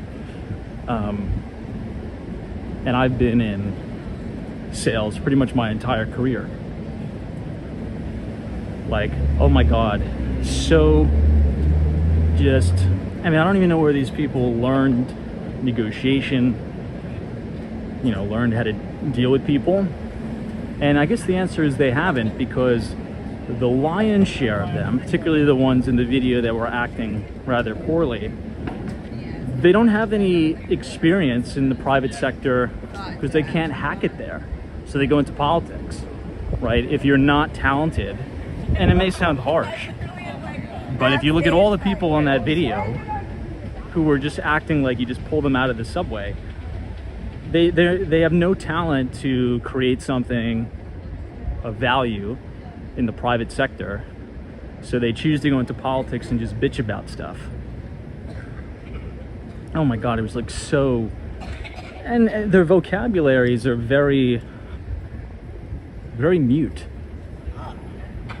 You know, you would think a big politician or congresswoman, congressman, senator, or whatever, they would be, I don't know, they would just have a little bit more. Anyway, I guess I'll digress. But yeah, I mean, talk about an embarrassment for the country. Just like the name calling, like, oof. Gosh, couldn't even watch it, couldn't even get through it. And these are supposed to be like esteemed positions, like buttoned up positions, and it's just like, it's a slop. It reminds you of just derelicts.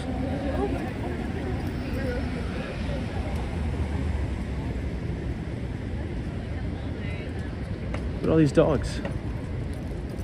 Yeah, you could be a defender.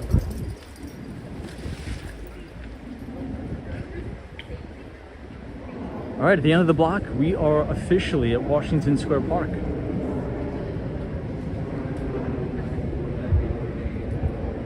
Big congratulations to all of the NYU grads, by the way. I feel as if their commencement was maybe last week, perhaps.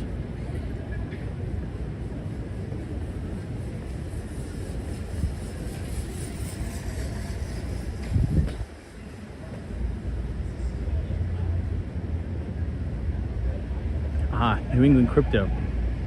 Well, we're gonna try to make it down there. We're trying to make it to the Brooklyn Bridge. I don't know, it depends. What time is it, by the way? And Darren, thank you so much for your very kind birthday wishes. Appreciate it. This is Washington Square North. Got to head into Washington Square Park.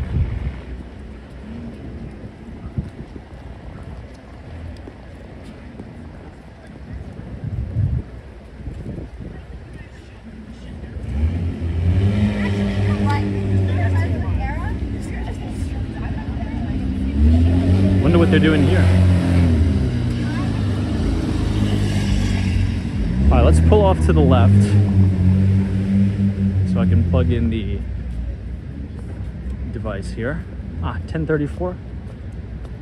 We have How long you been enough in the chat for? enough time.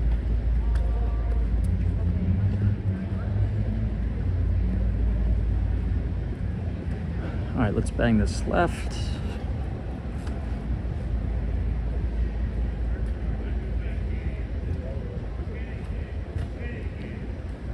It's nice and peaceful in the park. And again, with all the trees and everything, feels like you have some air conditioning on. Oof.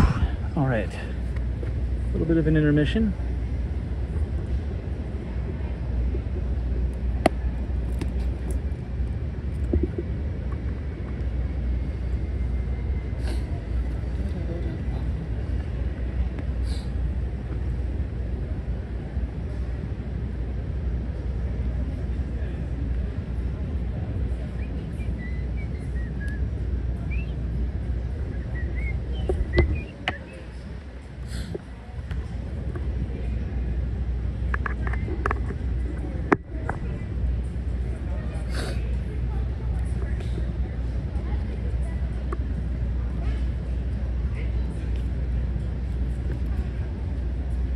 All right, I think we're back up and running.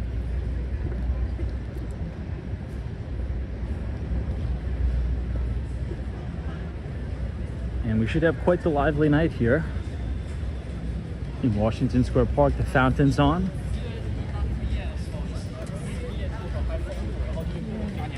The substances are ablaze. Could definitely smell it.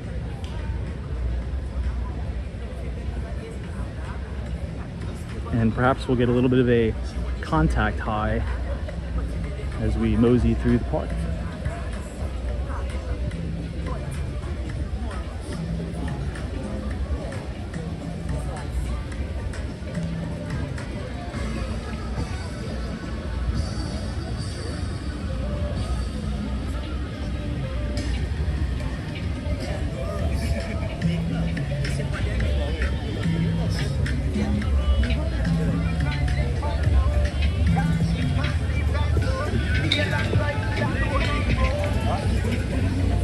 This is one of my favorite places in the city.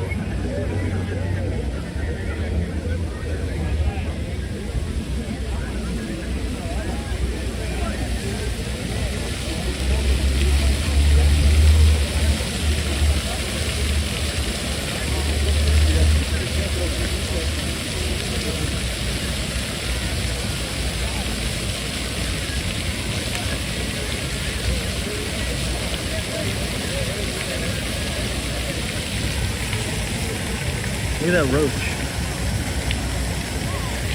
Oh, there's a lot of them. Oof. Well, makes sense. It's right next to the fountain. It's just an appropriate water source for them. Still love the park though. I used to spend a lot of time here when I was younger.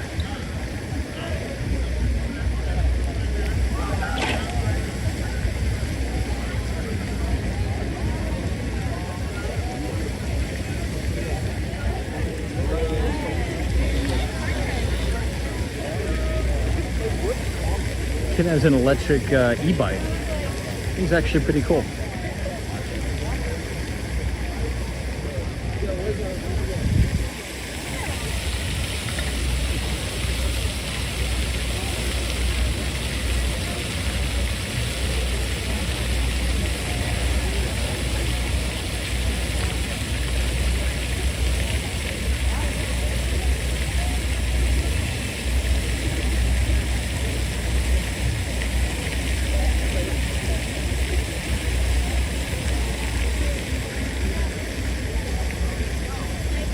It's good to see everybody out enjoying the park though.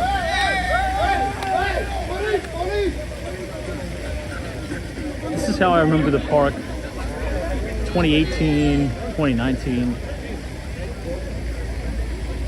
Not a lot of skateboarders though, which is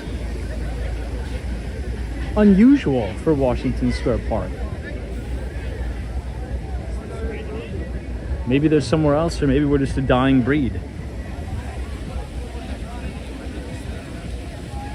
Maybe the BMX bikes are in as opposed to the skateboarding.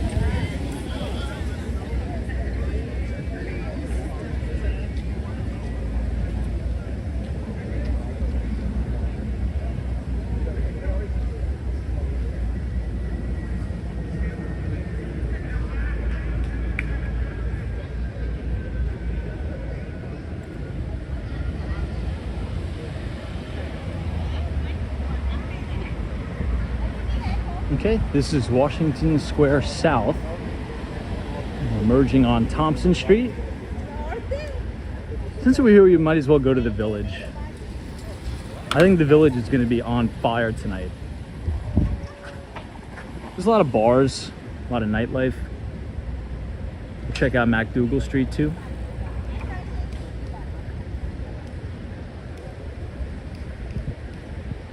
Hey, day's work. Thanks for joining us.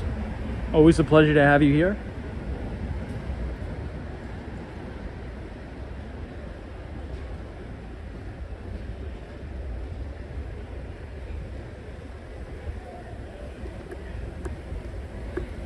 We'll get to see the Comedy Cellar.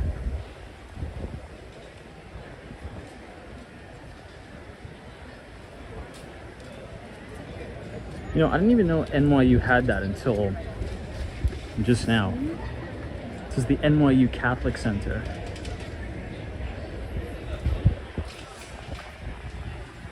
Okay, Thompson Street and West 3rd Street. This coffee shop across the street is very good. Very, very good. Irving Farm, New York. There's also a location on the Upper West Side of Manhattan. Really good. And there's also one about 1 block south, Gramercy Park. But all the bars are filled, people are hanging out outside.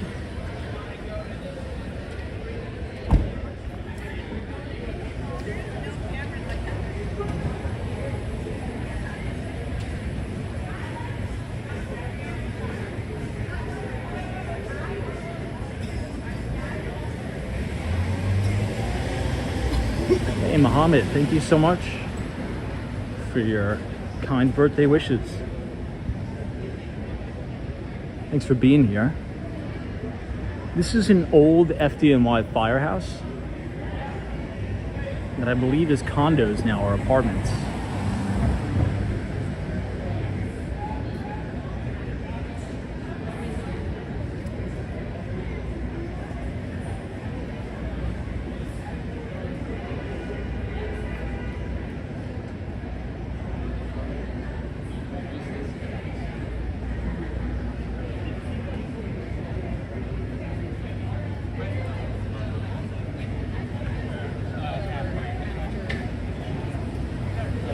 What's up, out and about from Toronto, Canada?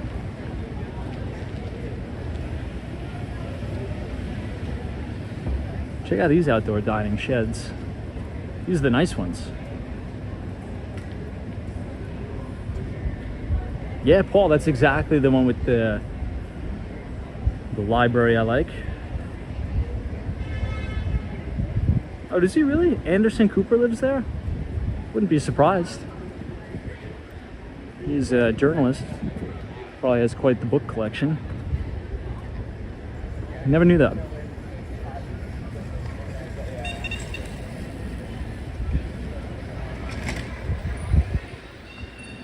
I really just like these corner shots in New York City in the summer. Just, you know, people standing outside the bar. Just like a very classic New York City shot.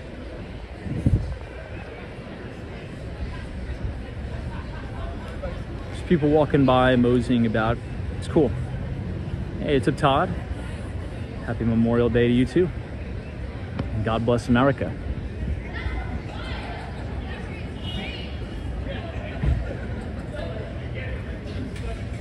Now tomorrow we'll do the Markets a Look Ahead broadcast.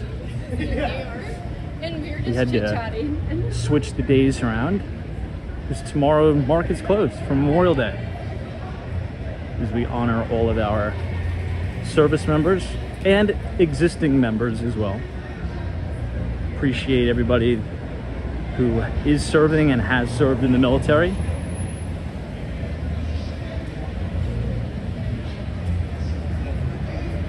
Okay, MacDougall Street. Here we are, quite lively tonight.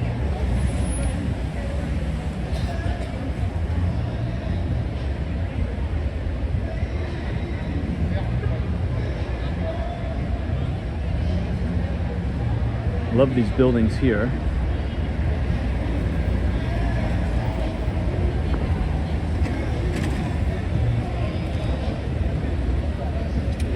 Hey, Sonia C. Oh my God.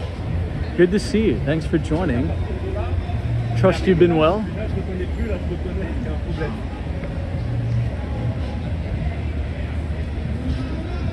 Hope you're having a good Memorial Day weekend.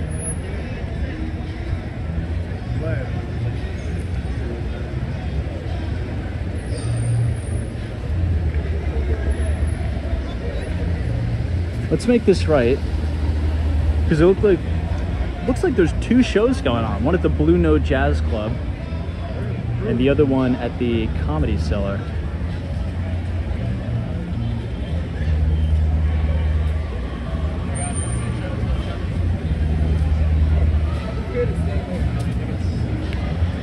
Who do you think is, if you had to guess, or you had to say, who your all-time favorite comedian is?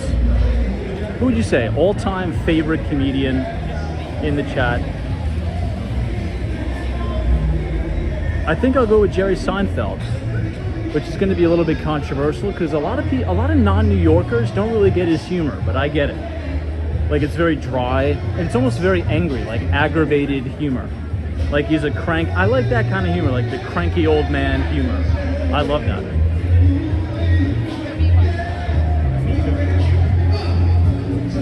It reminds me of being back home. Wow, look at this line. Eddie Murphy, Jerry Seinfeld, Robin Williams, Deborah. Good choices for sure. Steve Harvey's another really good one. Steve Harvey's definitely top. He's probably top 3, for sure. Bill Burr. It's another good one. George Carlin, says Philip.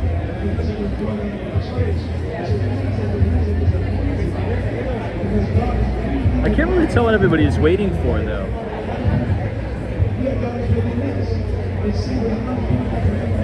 Maybe it is for the... You know what? It's for the Blue Note Jazz Club. But it laps around and it kind of loops around like that. That's kind of why it looks confusing.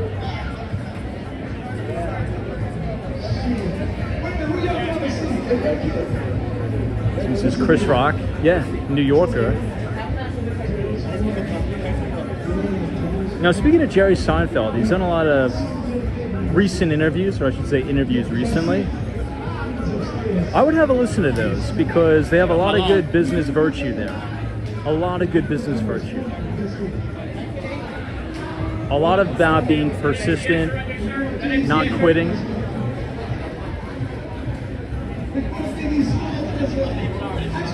And mental fortitude, right? Because, you know, being a stand-up comic takes a lot of mental fortitude, for sure. I mean, imagine being up on the stage, you don't know if you're gonna bomb or not. And if you do bomb, you gotta just eat it, you gotta suck it up. Get back on the stage the next day if you're lucky enough to.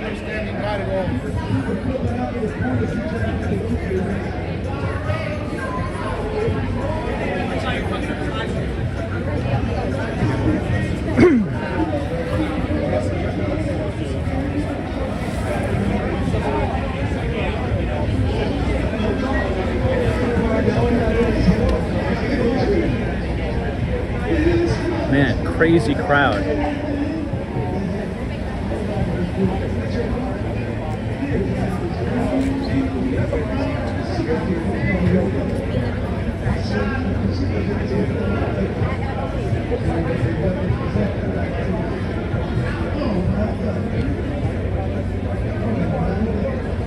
Western Mass Dave's, female comedians, Wanda Sykes, Joan Rivers. You know, I actually been to a comedy show, Dave. I think I told you about it. One of the viewers, which I really appreciate you, thank you very, very much, got me tickets. Man, how can I forget the name? I think it was to Amy no, how to forget. All right, who's the very, very famous female comedian that crushed it on Saturday Night Live back in the day, that would always do the impersonations of Sarah Palin? Anyway, I went to see that comedy show of the comedian who used to do the impersonation of Sarah Palin on SNL. Tina Fey, that's who it is. No, but it was two of them, Tina Fey and another one. They were absolutely hilarious. So if you got, and this is the first comedy show I've ever been to. We have a viewer here, and I'm obviously not going to say his or her name, but is head of security for Tina Fey and the other comedian. And they gifted me tickets, which I'm so appreciative of. But that was such a good show at the Beacon Theater. This was at the very, very beginning of spring. Tina Fey and one other person. I forget the other one. But they're like a duo. They're like inseparable. They're really funny. Really, really funny.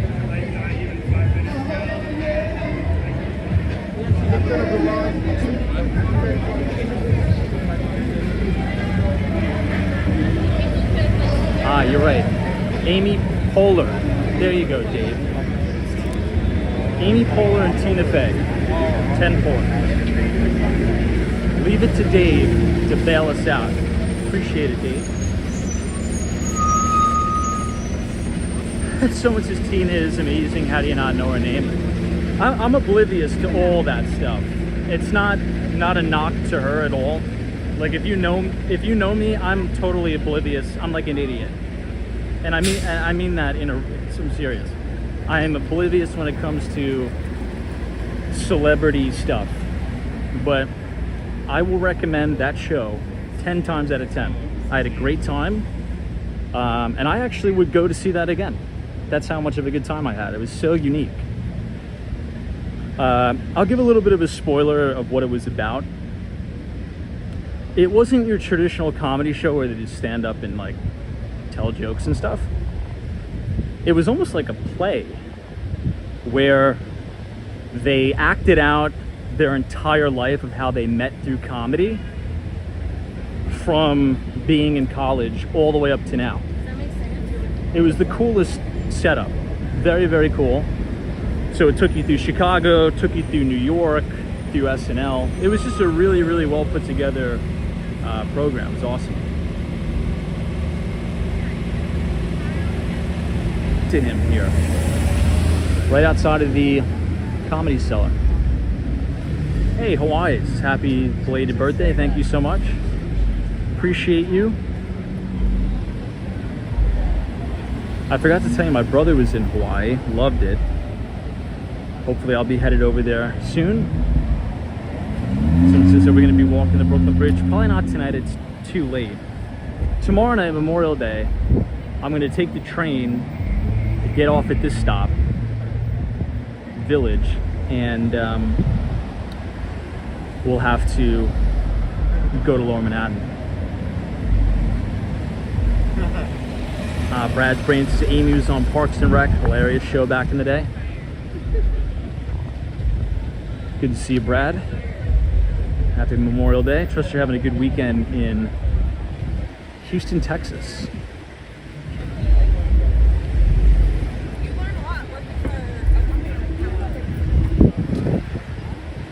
For a split second, that guy looked like Peter Lynch. Like for a split, very, very fast second.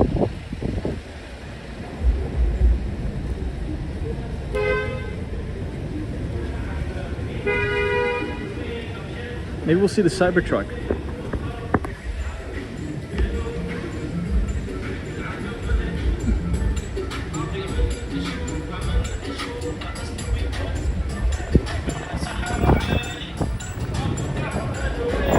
Brad's is nice and hot here this weekend. Very nice. I'm going to be flying back to Miami on Wednesday. And I'll be staying for the week in South Florida. And I think it's going to be hot, hot, hot again when I'm there.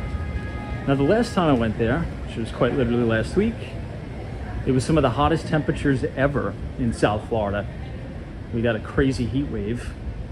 It was like 92 degrees with the heat index. Felt like it was triple digits.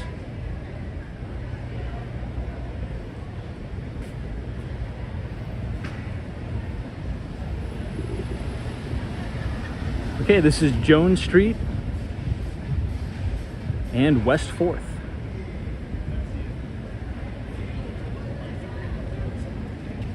Short guys, this is Tom. Thanks for this walk. I'm home and wish I was out and about.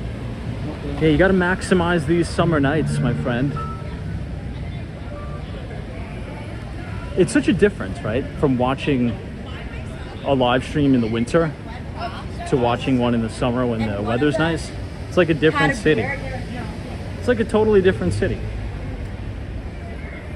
Because when it's like 20-mile-an-hour winds, it's freezing, it's misty and raining, nobody's out. But in the summer, everybody's out. Now, where we have to go, oh, is it really?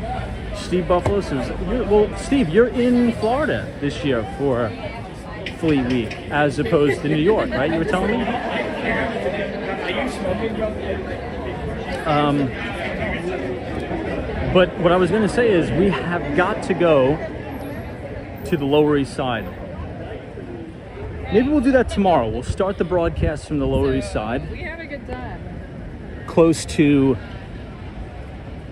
the Williamsburg Bridge, and then maybe we'll do that complete loop near Katz's Deli and head all the way down to the Manhattan Bridge and the Brooklyn Bridge. Maybe we'll do that. I don't remember the last time we were down Lower East Side. Even the Bowery. Now, Lower East Side, Bowery, such a fun place in the summer. Such a fun place.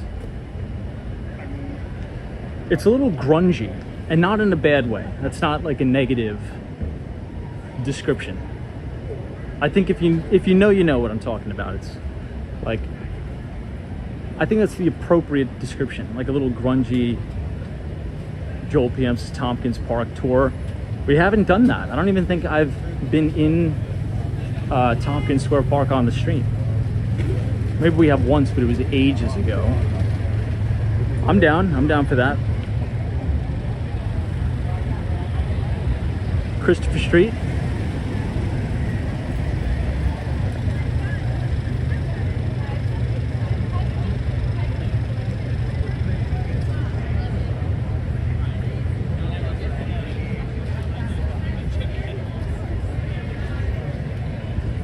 Two Boots Pizza.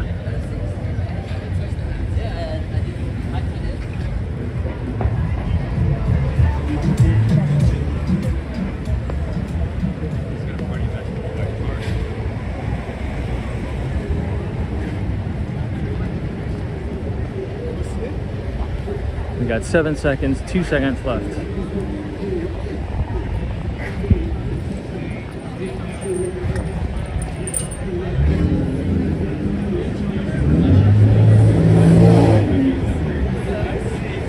This place is always busy every time we come out. I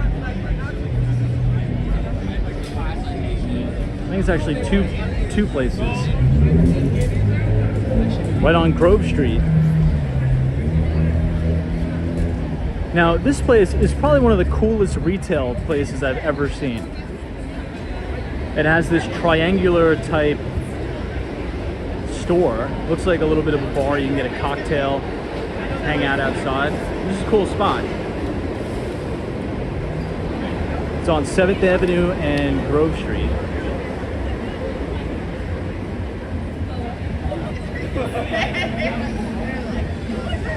I like this. You can see the bar in the back. Really, really cool.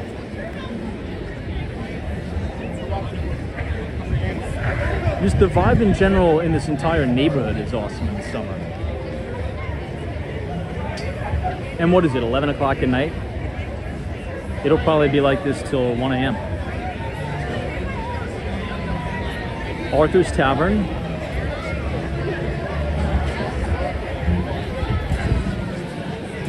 Even all the way down here too. All right, let's do one lap around the block and then we'll blow it out.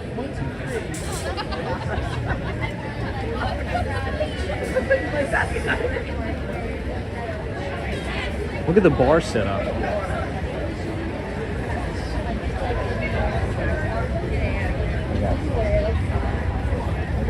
I love this place. I don't drink, but I love this place.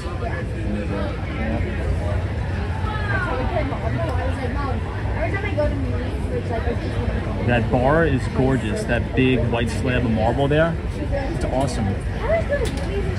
Looks like you have Hibiki whiskey. And Widow Jane too. So there's 199 Conover Street.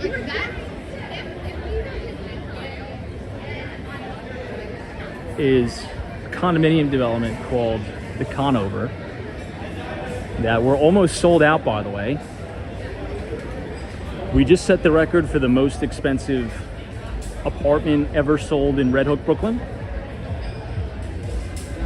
Penthouse 3A at the Conover. We just listed Penthouse 3B, and it's right across the street from the Widow Jane Distillery, right there in Red Hook, Brooklyn. So if anybody's a big whiskey, or I should say bourbon drinker, if you want to live right across the street from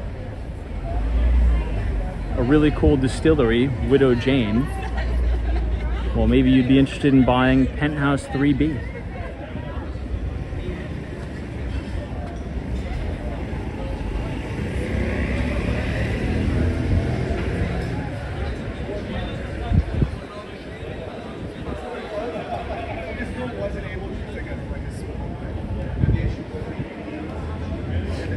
Look at this, Hungry Ghost Coffee.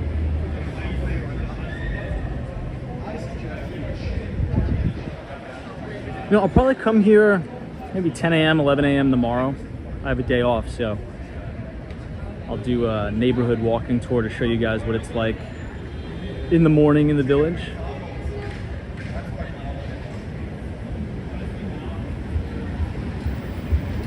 Yeah, Dave, last penthouse at the Conover. Now, it's interesting because, not gonna lie, it's been tough selling in Manhattan.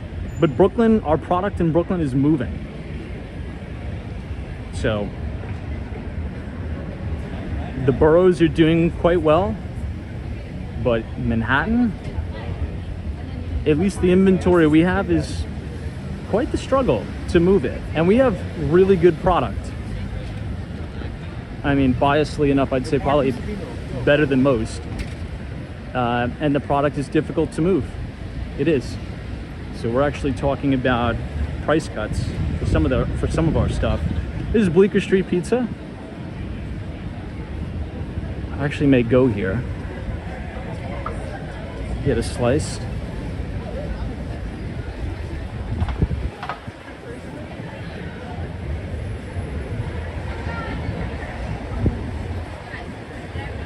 And you have John's at Bleecker just off to your right.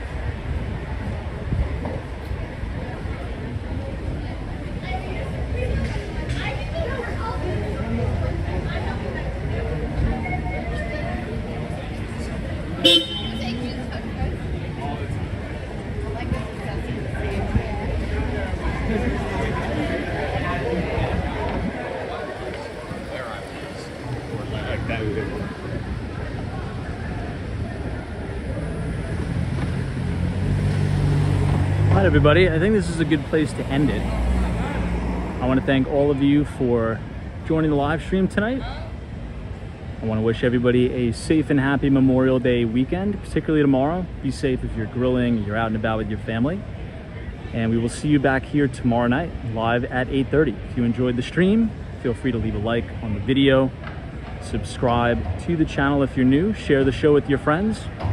And if you want to sign up to receive all of our free equity research, every other Thursday, just type !news, NEWS in the chat, and the Nightbot will drop the link to our Substack.